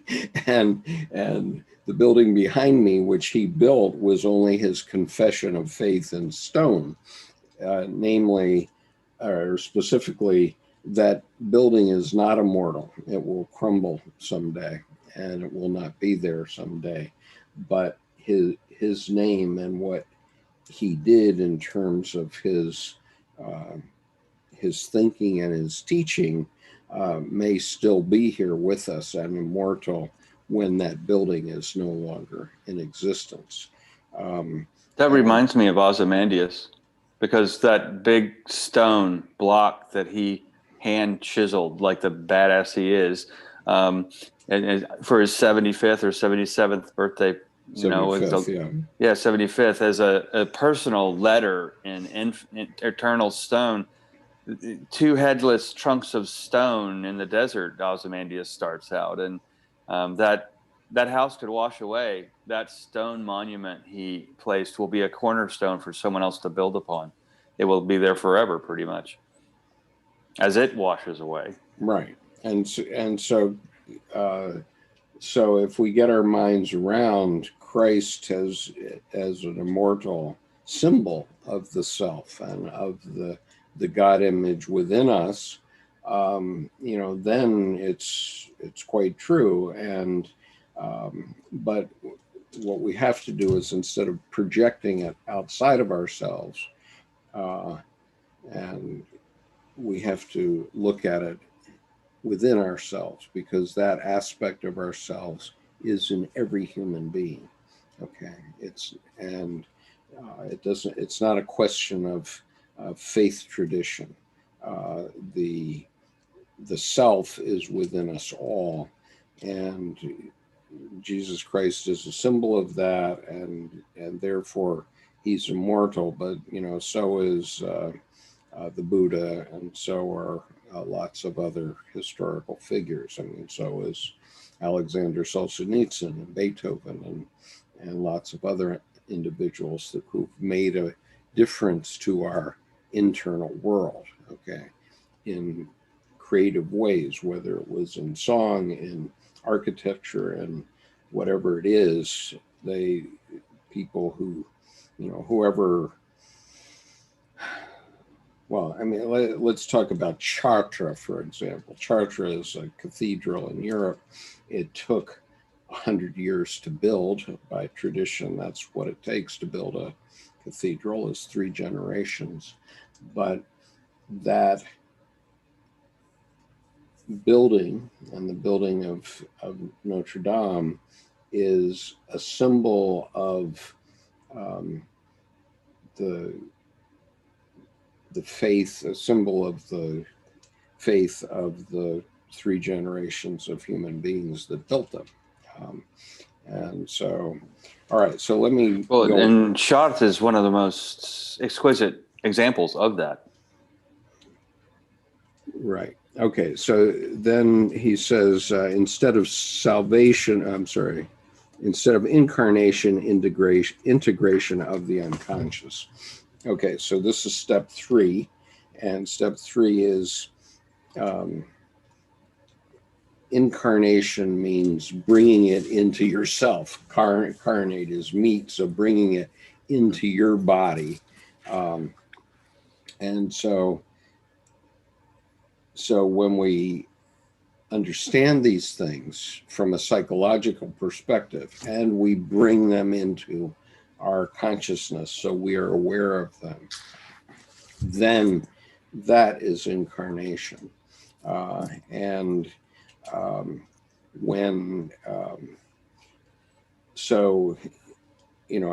me go back to my original dictum, which is, when you're dead, you don't know you're dead. It's only difficult for your family. When you're stupid, it works the same way.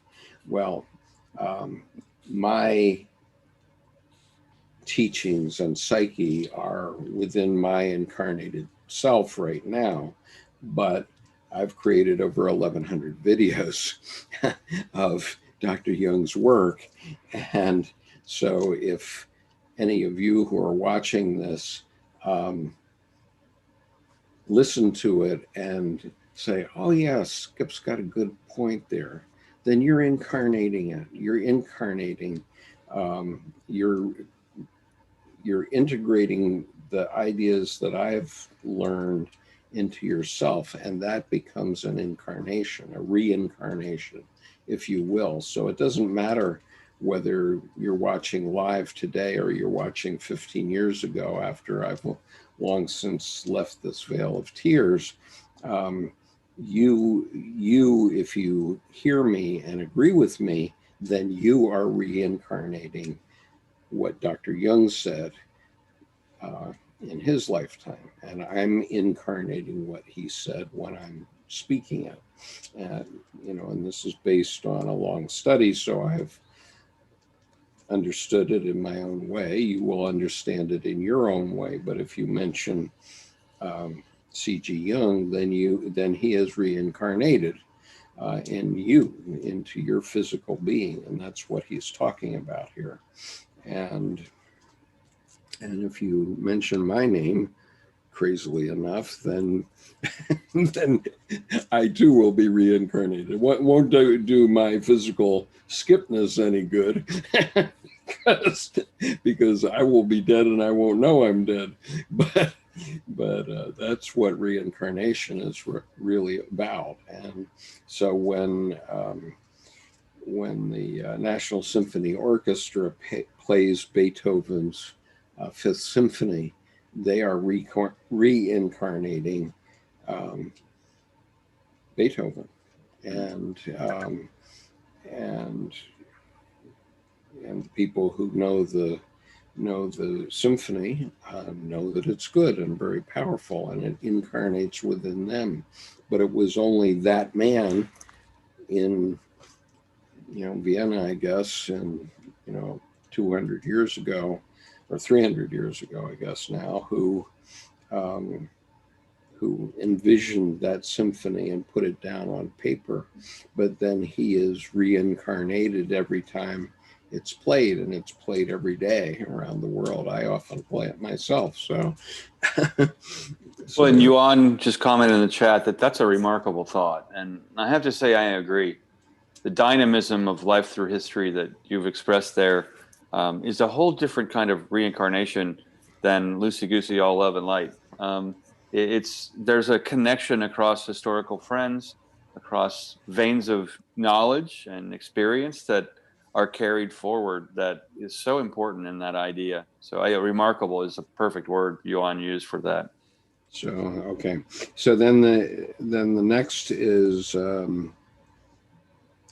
instead of Christ's self, instead of incarnation, integration, instead of salvation or redemption, individuation. Okay.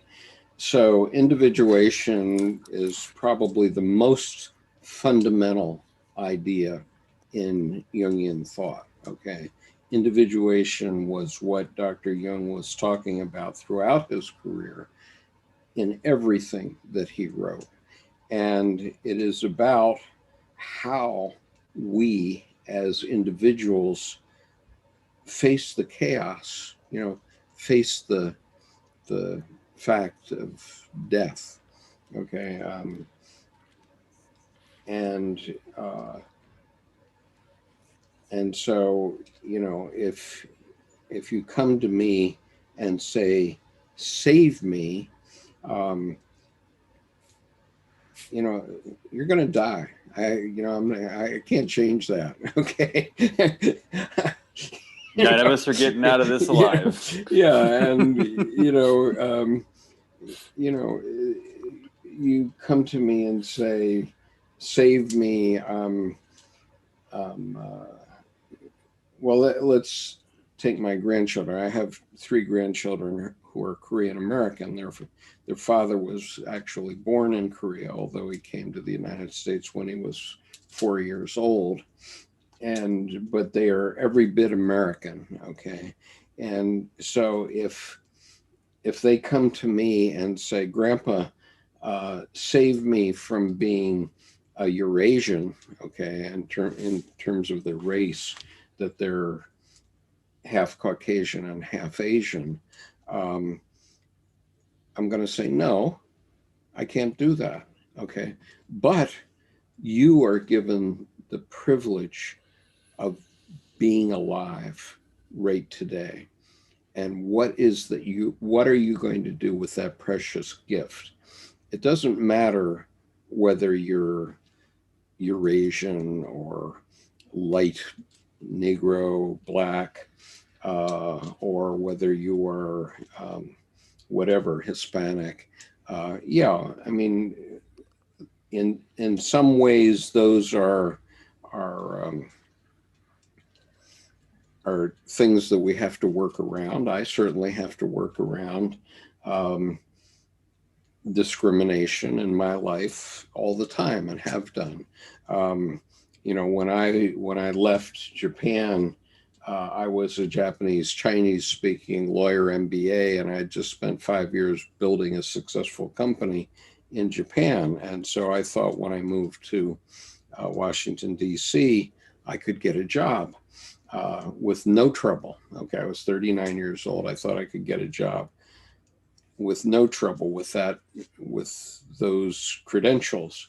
But the fact is that I couldn't get a job for 2 years. And I suffered discrimination because the people that control the federal civil service in Washington, D.C. are, by and large, Black women. And they see a white guy coming and they say, oh, we're not going to give him an opportunity if we can avoid it at all. And so that was a kind of reverse discrimination against a white guy instead of a Black guy. And so we all face discrimination one way or another. We face discrimination because, we're this or that.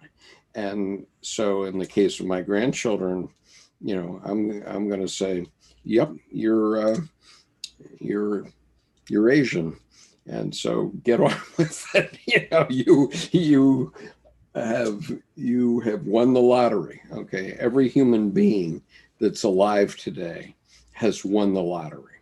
Okay. Because just as we know now biologically, each of us is one chance in 10 million just in the results of your father's interaction with your mother on one occasion. Okay, so we are one in millions just from that. And if you take that back a million generations, you can't even write the number of how lucky you are to be alive at this moment. Mm-hmm. As a human being, regardless of how it's one in so many that you couldn't write enough zeros. And if you were alive and hearing this, you won the lottery. Okay. So now that you've won the lottery, what are you going to do with it? Are you going to piss away that opportunity because you claim that something isn't perfect, or you're expecting somebody else to build your life for you or tell you what to do? They're not. Okay. Yeah, it happens when you're growing up. When you're growing up, your parents have to tell you what it means to be a human being and how you have to live to feed yourself and to take care of your bathroom needs and how to dress yourself. And so, yes, you do have a Geppetto when you're growing up. As parents, they take care of you to the point where you reach your maturity. But we are problem-solving creatures.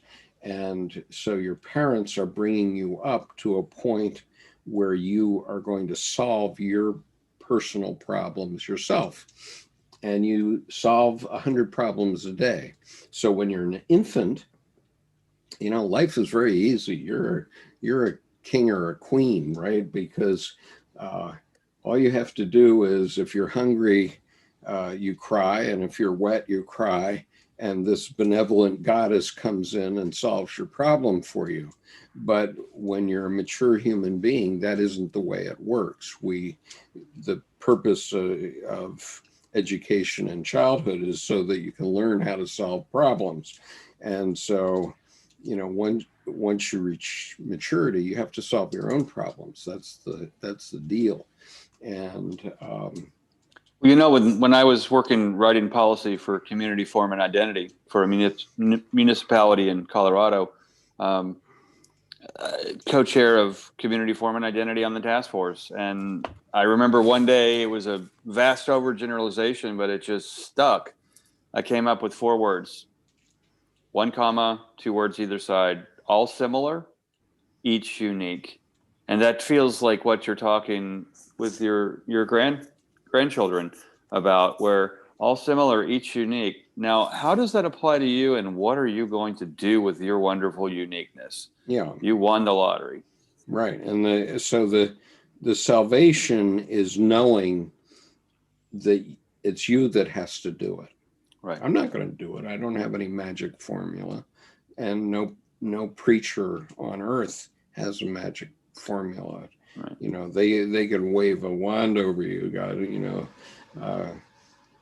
God be with you type thing, and that can make you think that something magical is going to happen, but that magic has to happen inside you. Okay. The Cheshire Cat comes to mind. You know, if you don't know where you're going, any road will lead you there. That's so right. Then decide where you're going, and you'll be able to navigate the right roads. Yeah. So I remember, or make your own roads.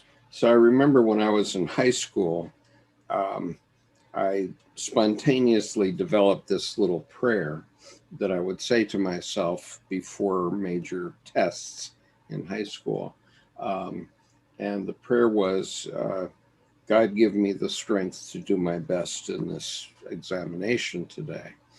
And what I didn't understand at that time, because I'd been sold the Christian propaganda, was I thought I was making that that petition to someone, something, or one that's outside of myself. But it actually was the correct formula, because it was actually petitioning myself to let me perform to my best ability. And so I had the wrong perspective of it when I was in high school and for long after that, because I, like most people, have been confused by religion for a very long time. I've heard you mention that prayer before, and I have to say I appreciate that prayer in its completeness, because even now, I mean, I did a lot of study with Larry Dossey in terms of the power of prayer, not with him personally, but with his works. And a lot of prayers are, you know, God is the adult version of the Easter Bunny. It's a petition, you know, give me this, Santa, give me this. But in that prayer, you reached out beyond yourself to a capital O other, and then pulled it back to you doing your best actionably. So to me, you are reaching out and connecting and taking responsibility at the same time. And right, that, to me, there's such an inclusion in that of all scales, and that short prayer that I find to be pretty robust. Yeah, and well, thank you, Jordan. I appreciate that comment. Well, it starts off petition, but then comes back to, but I don't want you to do this for me. I'm Right. reaching out to, you know, community. Give me the strength to do my part. Okay. Right. Yeah. And that's strong. And so, and that's the point. God is in both places. God is in the unconscious. And if we don't address the collective unconscious, it's going to address us one way or another. And as we talked about earlier in this session, you know, God is in the insurrectionists that came to the Capitol because, you know, God isn't in balance properly when something like that happens. And so we're lucky today that we're not Weimar Germany. Okay, so Weimar Germany, what happened there? Well, everybody was alike. Everybody was the same.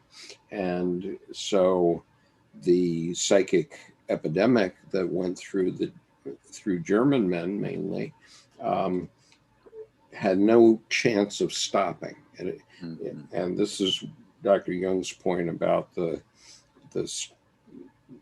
Western democracies saving us, that if everybody thinks alike in your society, then one idea can go right through the society in a psychic epidemic, and you have no chance of stopping it. But in this country, if somebody pumps up a bad idea, then all the rest of us are going to pound it out of the system. And if it's missed, there we have plenty of catchers and plenty of backstops to take that pitch and not let it go wild. Right, and that's what we're seeing now. Now those people have been overwhelmed by a psychic epidemic, but now they're going to pay the price for doing those things. And doesn't religion also contribute to that? Surely people think alike, because if everybody's in the same church, then you're also not thinking much outside the box. Yeah, precisely. Very definitely. Yeah. In fact, religion is just as contributory an issue because it tries to take away the psychic function. It used to be a replacement for it, and that was fine. I mean, in a less evolved time, but now we each are capable. And throughout history, a lot of people have shown that we always have been. Right. I mean, so I think that's a good point, Gunnar. It's a really fundamental issue, Gunnar, of the way people from outside the U.S. look at the U.S.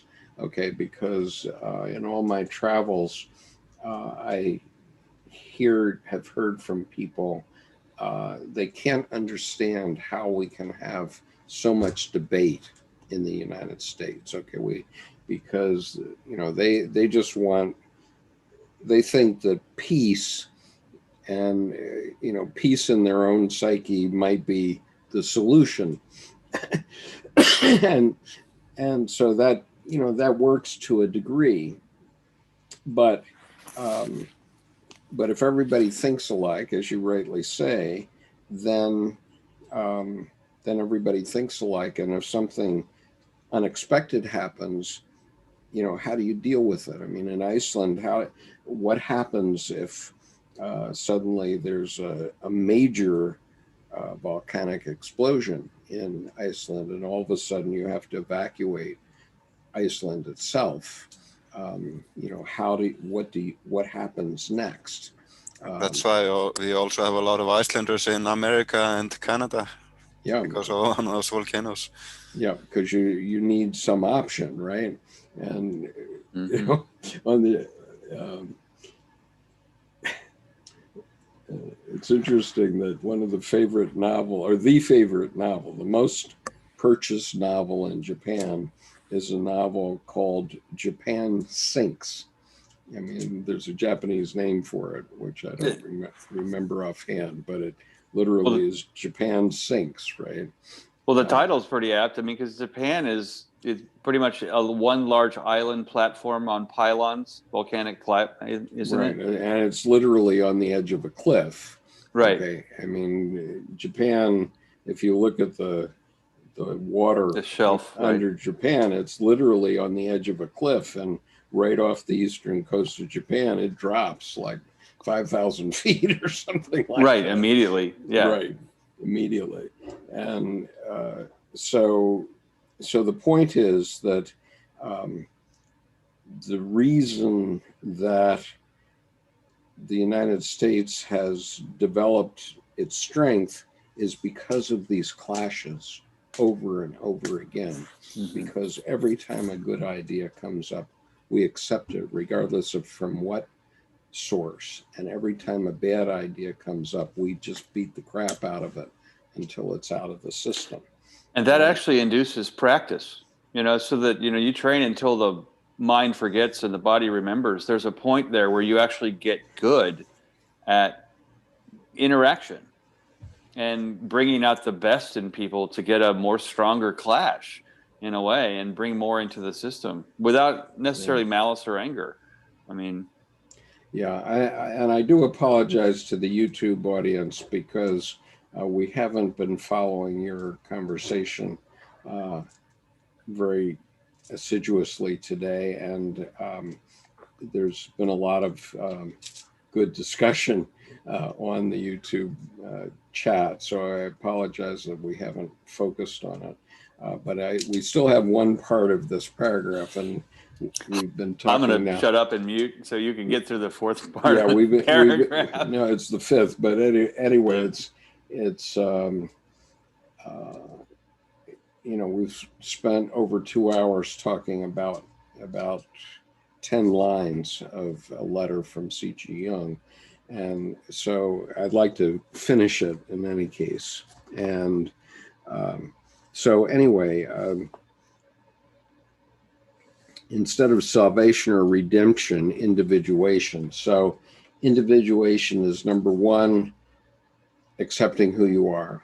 Number two, accepting the fact that you're not always going to be here. You're going to be dead. And so number three is, who are you and what are you doing? Okay. And does your life matter for humanity or not? And if it doesn't matter, then okay, it doesn't matter. But if you want to be reincarnated in the ways we've discussed today, or if you want some immortality, it's not going to be a gift from the Almighty. It's going to be because of your contribution to humanity that you are immortal. And because none of us are immortal incarnate, okay? We all become either ashes or decaying flesh after our death, okay? And that's why I have this memento mori, remember death, right? And so if you're going to make a difference, you're going to make it in this lifetime. And what can continue is your spirit. And that's what Jesus Christ managed to do, to live in his spirit down to today, to my mention of him in this sentence, and the same with Carl Jung and many other people. And so if you're going to make a difference, then you better get on with it, because it's in this lifetime that you have to do that. Nobody's going to hand it to you. Okay. I have a quick question before you kind of finalize. When you said memento mori there, I don't know what it was about it. I wonder as well, as instead of even just death, is memento mori, when the monks say that in the morning primarily, it's remember the unconscious you just experienced in the dreams in your sleep also. And so both. But I hadn't thought about that. Just what happened right before memento mori? Well, they woke up from a nascent, asleep, dreaming, unconscious state. So it seems to be a both and, applies to our mortality as well as our inner dream world at night when we're asleep. Right. And there's a terrific book, which is called Denial of Death by Ernest Becker. I highly recommend it to anybody. Which, really, Ernest Becker spent his lifetime bringing to our attention the fact that most of the things that we do in life are attempts to avoid death. And so, in terms of avoiding death, from an incarnate point of view, you're not going to avoid it. We've had about 110 billion people who've tried it, and we've got no complaints, but no one has avoided it. And so that's a logos physical reality that you can have your confession and faith in stone, but even that stone will disappear at some point. And even the memento mori then also is a mantra to take your unconscious into the day, to bring your unconscious balanced into your conscious. Right. as was the case of the monks, they were sitting down and writing, handwriting, illuminated manuscripts. A lot of them, that's what they were doing. And they were passing the idea of God down through the centuries. And Right. they were doing it in quite a beautiful way, but they were doing it because they knew that, you know, that was the only way their spirit would be carried forward. And today, if you go to the Library of Congress and look at a real illuminated manuscript, or even the Red Book in its original form, you know, those are quite beautiful, and they're still with us, incarnate, but it isn't the fact of the paper that is important. It's the spiritual fact that they convey. So the last point is, instead of crucifixion or sacrifice on the cross, realization of the four functions, or of wholeness. And so this relates to the fact that our psyche has one objective in the end, and that is, or our God image, if you will, and that is for us to fully experience a human life, the human life that is within us. And so individuation is like an oak tree, and it, or a tree, because we can talk about bonsai trees too, but you know, every oak tree can be described as an oak tree, but every oak tree is different. Okay, in other words, regardless of where the oak tree is in the world, it is both an oak tree and it is different from all other oak trees. Okay, well, so the spirit that's coming through that oak tree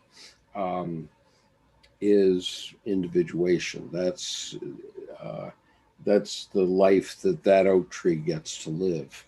And so maybe it has the misfortune of being in a right-of-way of a highway, and so the telephone company comes along and it saws off one of the limbs of that oak tree, which it put out. It put that limb out as an expression of its individuation. But the telephone company or the electric company came around and sawed off the limb. And so what does the oak tree do? It doesn't stop. It might send out a new shoot out of that stump, that, you know, there might be a new shoot there, or it puts the energy that's coming up from its roots into something else. And so this is about trauma. It's about running into roadblocks in one's life that, you know, we all suffer these things. We all get our limb sawed off at some point in time, one way or another, by our parents or by our society or whatever it is. And then we have to go on. And so the people that erupted at the Capitol on the 6th of January, you know, that was a limb that came out of them because it brought together the the fullness of their personal life at that point of time. But now they're going to have that limb cut off, in the sense that they're going to run into the American legal system, and they may have to spend some years in jail. But then they're going to have life again beyond that, and they're going to have life during that experience of being in jail. And so that's their sacrifice. It's a sacrifice to the future of the United States, because it showed us that there was something diseased in the way we've dealt with our people, and some of our people, and their resentment is justified. And so their sacrifice was to bring that to our attention so that now we can make corrections to that.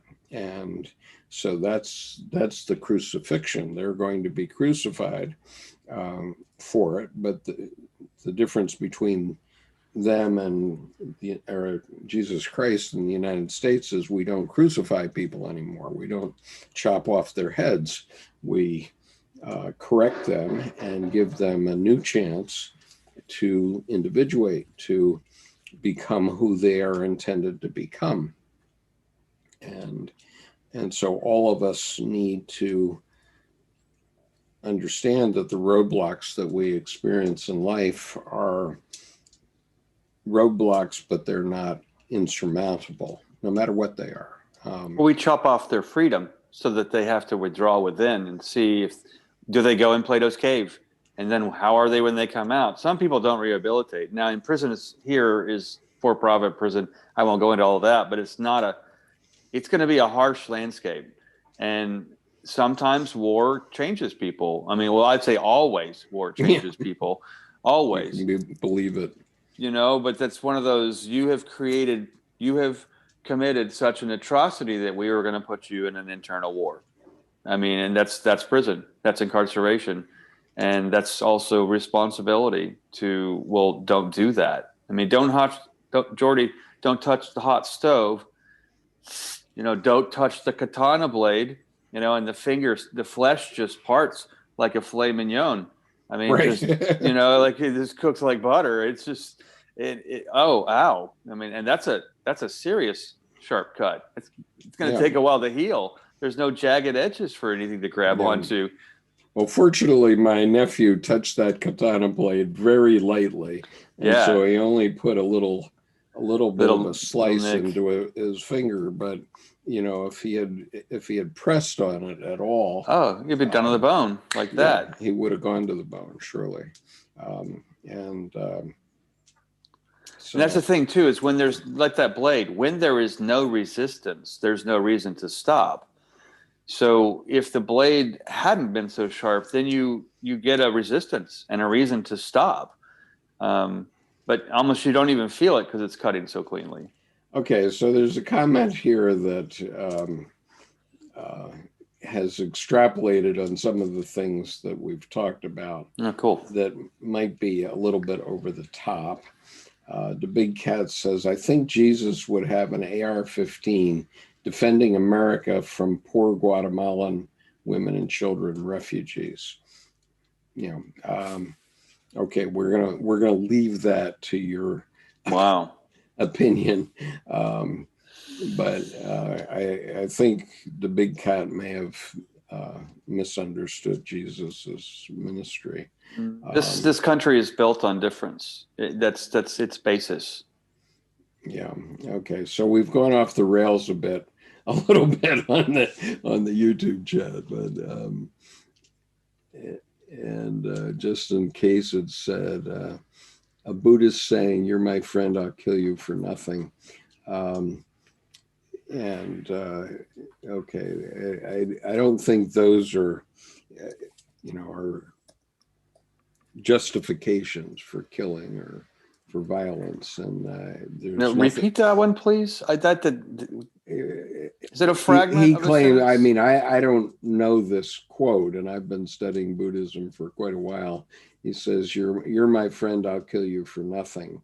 I don't know that attitude or that quote. That Buddhism sounds like a horrible translation of "if you see the Buddha on the road." That story, which means if you see yourself outside of yourself, that's a delusion. And basically, what is your perish that thought is really what is that's asking for you to do. Right. So a very important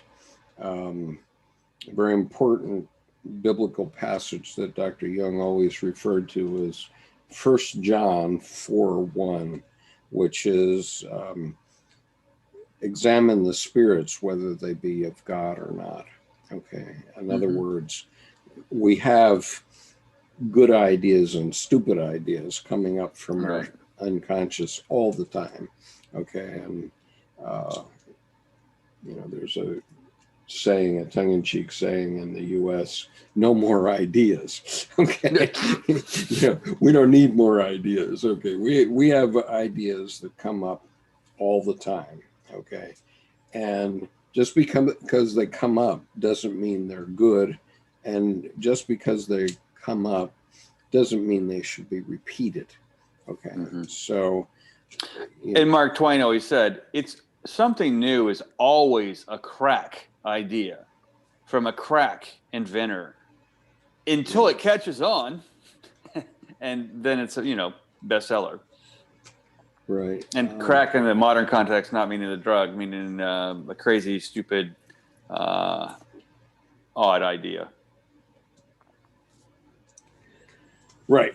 Okay. Thank you, Miles. Miles has made a comment here which is worth paying attention to, which is for your information to peeps on the chat, consider joining Skip's advanced reading group if you want to dialogue with others. Today's session is for Skip to get through his selected reading, which is what we have been doing, and we've gotten through this paragraph. So I guess I will go back and read. And I think that's a great comment from I'm Miles. going to read. Thank you, Miles. And so I want to go back and I want to read the paragraph once more. And if I could clarify for the benefit of for this session and for posterity from Miles, what he has said, that please do, join the panel. But this is not a place for debate and incendiary argument. It's a place for education and discussion. So this is Skip getting through presenting these things. Yeah, the cover charges don't come in hot. The idea is to make you think. Okay. Yeah, the cover charges don't come in hot. Yeah. So, I'm going to read the paragraph again. So, but let me just finalize on wholeness or realization of the four functions. So crucifixion or sacrifice is that we have to realize that there are two sides of everything, or actually four sides, left and right, up and down. And so just because we wouldn't attack the Capitol doesn't mean that those people were necessarily wrong about their resentment. Okay, in other words, they are right about their resentment, and they simply aren't in a position to find a solution to it. And they were hoping that their government would find solutions to their resentment, which has failed. Okay, it has failed. And so when Donald Trump beat Hillary Clinton in 2016, it's because of that resentment. And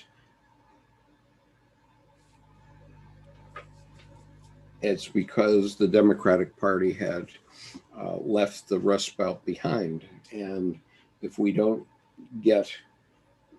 start paying attention to the whole country and start paying attention, I mean, Donald Trump was on the wrong path in another way, which is he only wanted to pay attention to red states. Well, that's not going to work, okay, because most of us live in the blue states.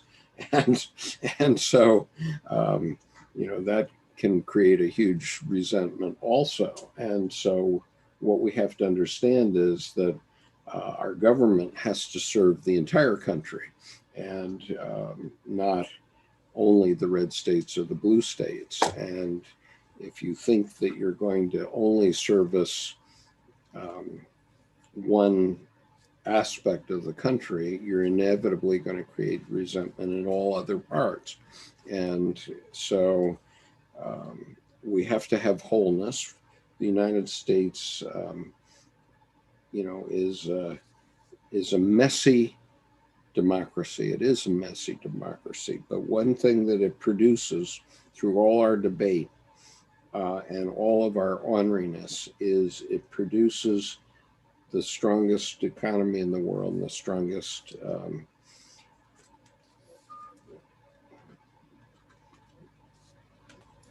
military in the world. And, we get our panties in a bunch about Russia, but Russia destroyed itself, okay, by trying to be monolithic. I mean, the Soviet Union destroyed itself. It wasn't us that did it. It ate its own heart out. And today, Russia has an economy the size of Italy. Okay. And so we have to understand that we have to allow dissent and we have to discuss dissent. And so, Putin can seem strong for a long time. As Gandhi said, there have been dictators, and for a time they can seem very strong, but in the end, they always fail.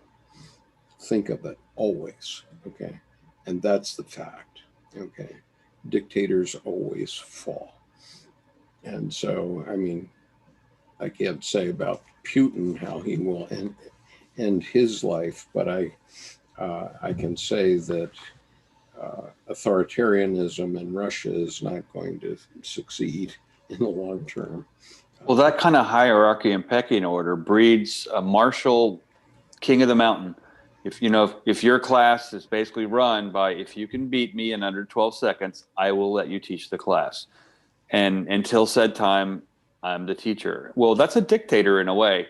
And so it breeds a culture of trying to overthrow your fellow man rather than to even simply challenge or expand or contribute or compete.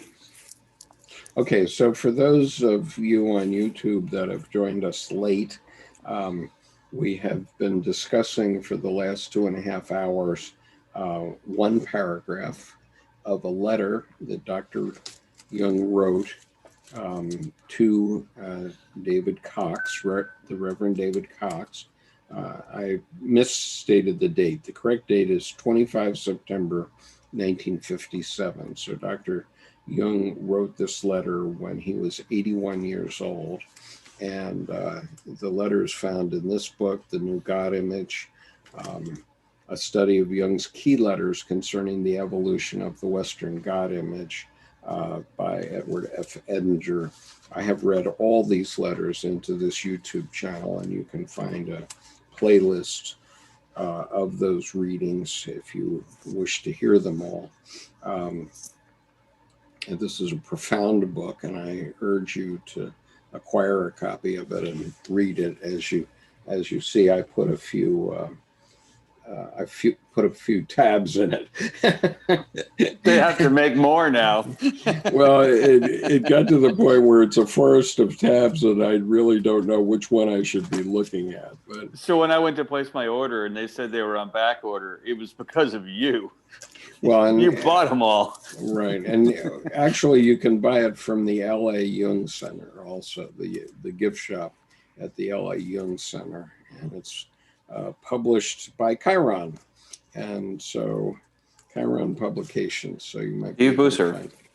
Yep, you might be able to find it there. Our Dr. Steve Boozer, pardon. And so, as you see, we have spent 2.5 hours discussing one paragraph.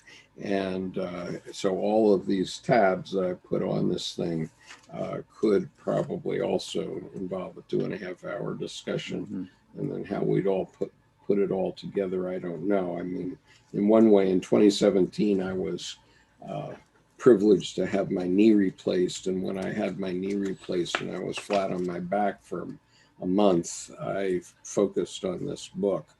And so here we go. This is the paragraph that we have been discussing, and I urge you to go find it and read it yourself.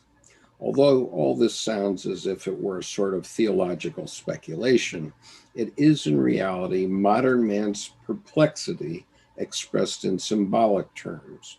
It is the problem I so often had to deal with in treating the neuroses of intelligent patients.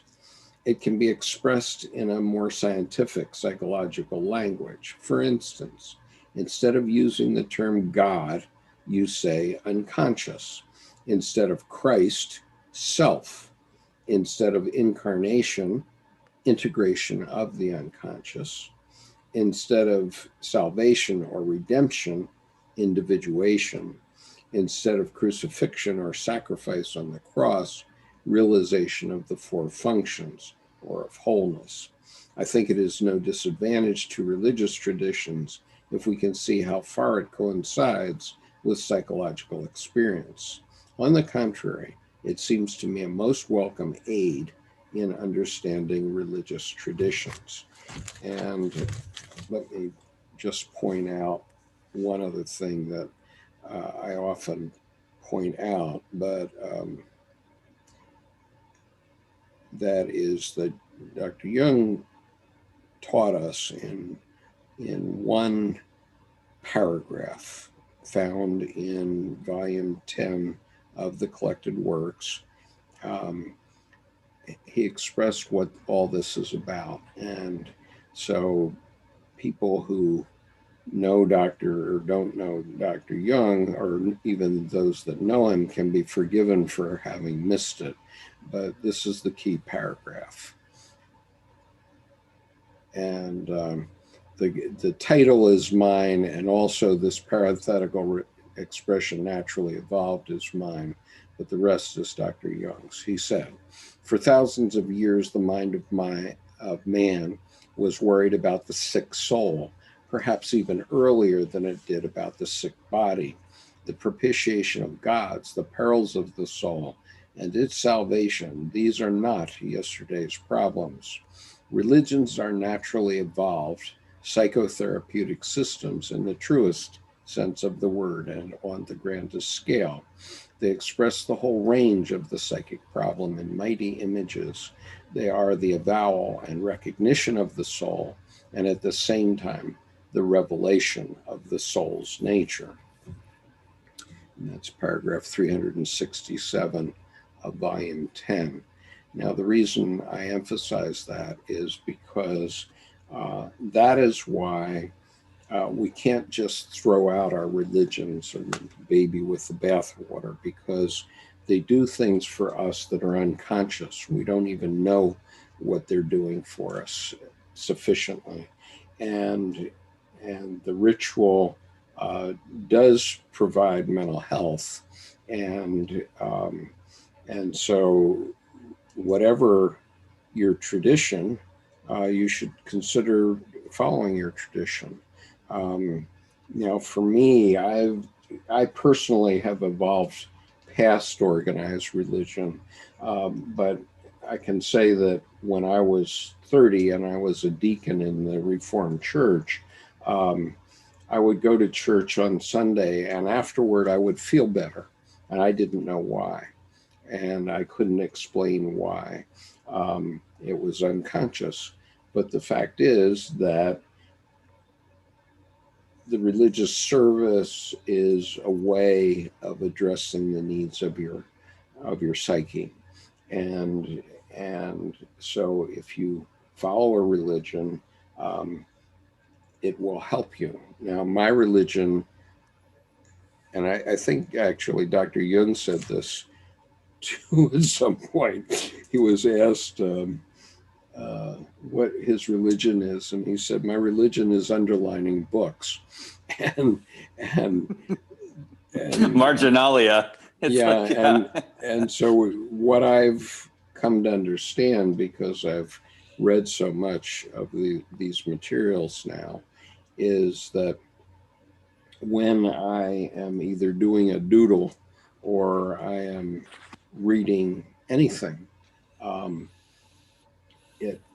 it helps me. It helps me from a mental health point of view, and so when I was noticing this over the last 15 or 20 years, that whenever I would get upset about something, if I just picked up any work of C.G. Jung and started to read it, it would make me feel better instantly. It was like all of it came together in my psyche and soothed my soul. And And so that relates back to that paragraph that I shared with you, which is that all religions, whatever you follow, can soothe your soul, and that's their purpose. And so we can't walk away from religion, unless you've gotten to the point that I've gotten to.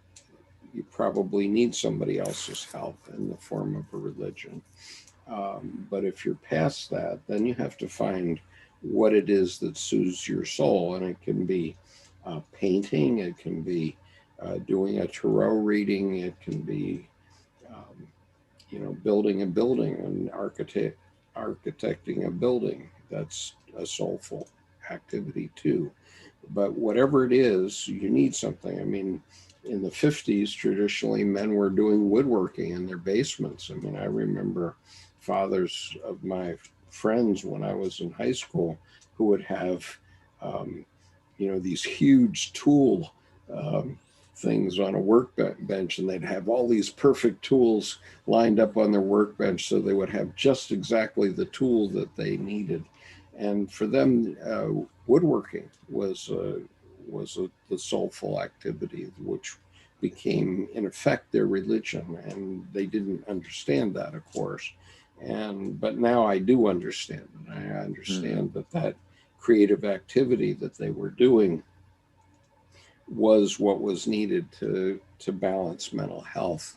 And that's, in the end, that's what we're talking about. How do we balance mental health?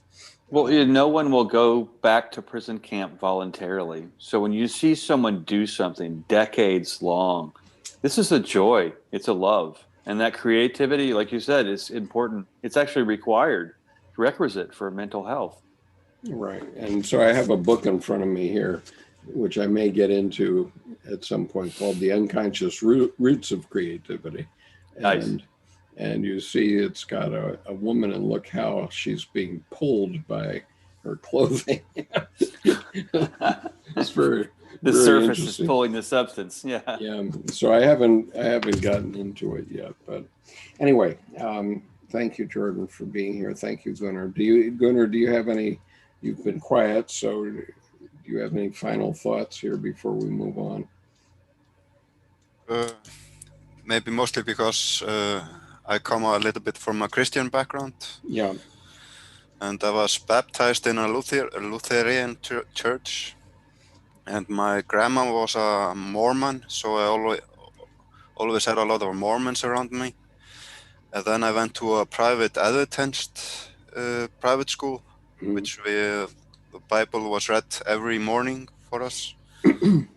But I always, my favorite friend was a Buddhist. And my experience in life was that I always felt like an observer in this kind of world. And I find it kind of what really gave meaning to me looking at religion, because I really have to understand it. I can't just say I believe it. I approach it much from a Gnostic perspective, that there has to be a direct experience. Yep.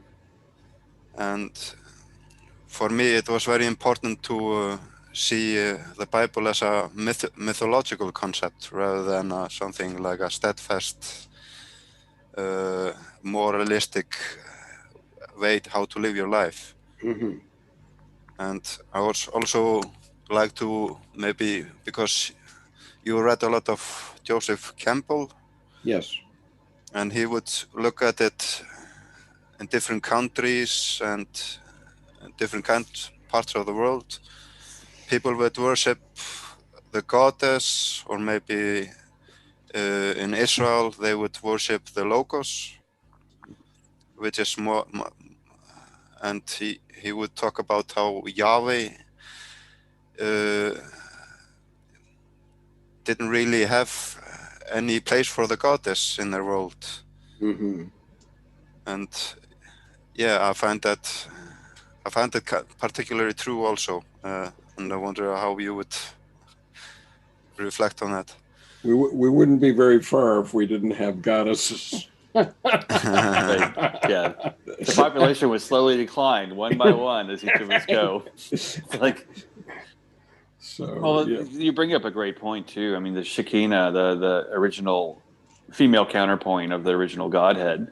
I mean, and Gunnar, have you listened to Elisa Markoff's presentation on Skip's channel? She is an iconographer, and she went through the path of how the divine feminine was literally lost in translation. If you haven't, it's a great episode that would speak to that in a more broad way than I'm able to here. Yeah. Can you paste their name in the comments? Yeah, sure. Yeah.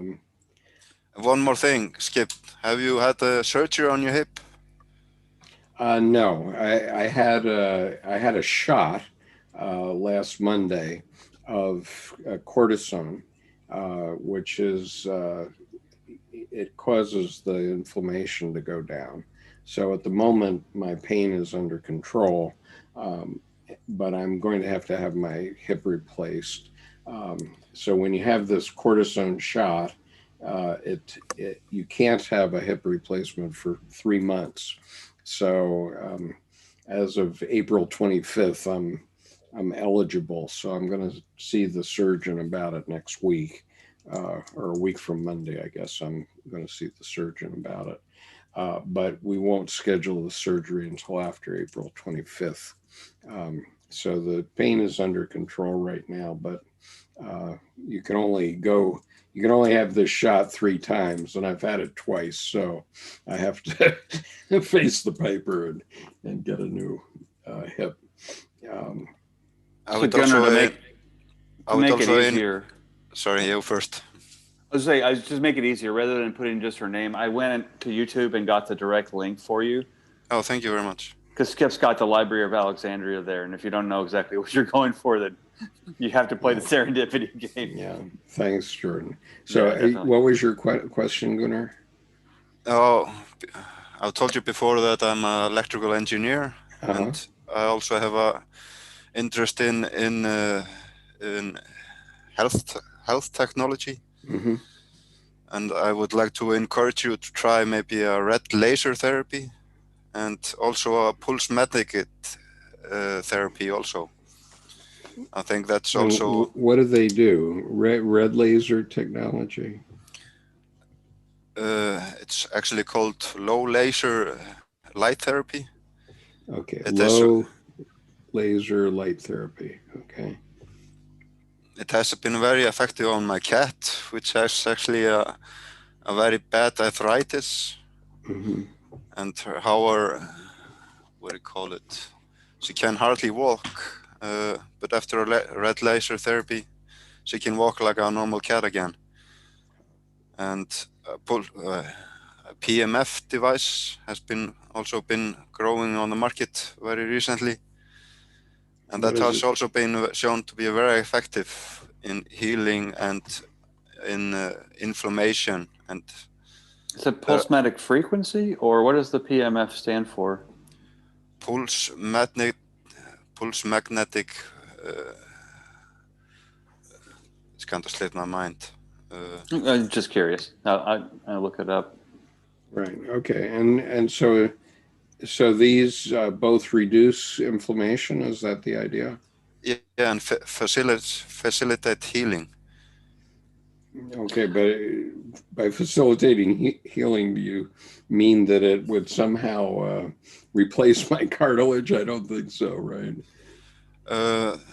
There's a lot of open questions about how it works. Mm-hmm. But it has been shown it helps bones, for example, to heal much more faster than usually. And it has also helped with neurological symptoms also. And interesting. Aren't there? I'm not terribly familiar with it, but aren't there articles that indicate that the light facilitates a younger generative function in the body, so that it heals faster, as if you actually are not the same age you are? where the light kind of replaces the energy that your body, and we naturally slow down as we get older a bit. And does the light replace that energy? So in a sense that it catalyzes your healing? I would say there's some kind of communication to the body when different lights affect you. Yeah.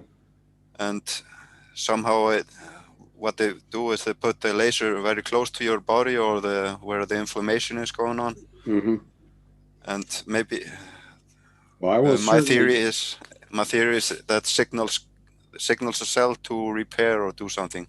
Well, that's interesting. I'll certainly check into that.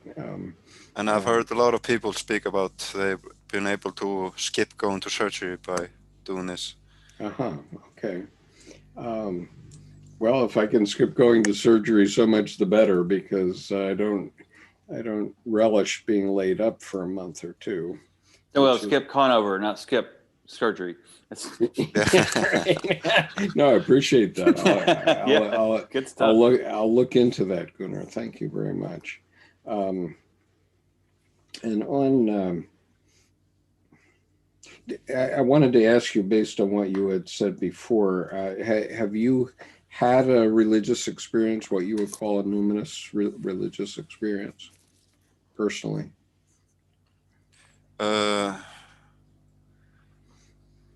I would say I had numerous experiences, but I also been experimented with psychedelics, and I've experienced something called ego death, which was a very traumatic experience. And that was caused by pharmaceuticals, or? No, what do you call it? Hallucinogens. Okay. And that. Yeah, well, that'll do it. Yeah. That'll do it. They at Johns Hopkins, they are experimenting with LSD and other hallucinogenics, as a treatment for mental problems of all kinds. But Dr. Jung's point was that if you have such an experience, whether it's induced or based on actual, a physical experience, which is my case, then as you talk about the Gnostics, once you had an experience, then you don't have to believe anymore. Then and so I appreciate your telling us about that. And I think that's a fundamental aspect of Jungian psychology, that you have to understand what the numinosum is, what a numinous experience is, and whether you've had it. And if you haven't had it, then you may be struggling. And so to me, you seem like a very settled individual, very, I would say stolid, maybe would be a way. Not familiar with that word. Okay, STOLID, stolid. Stolid. And that's a person who takes his responsibility in his community very seriously, and is a dependable person, right? Somebody like a U.S. Marine, I would refer to. Well, yeah, that's. I mean, or somebody who has taken on their maturity. I mean, in the Marines, we have this logo that says the Marine Corps builds men, right?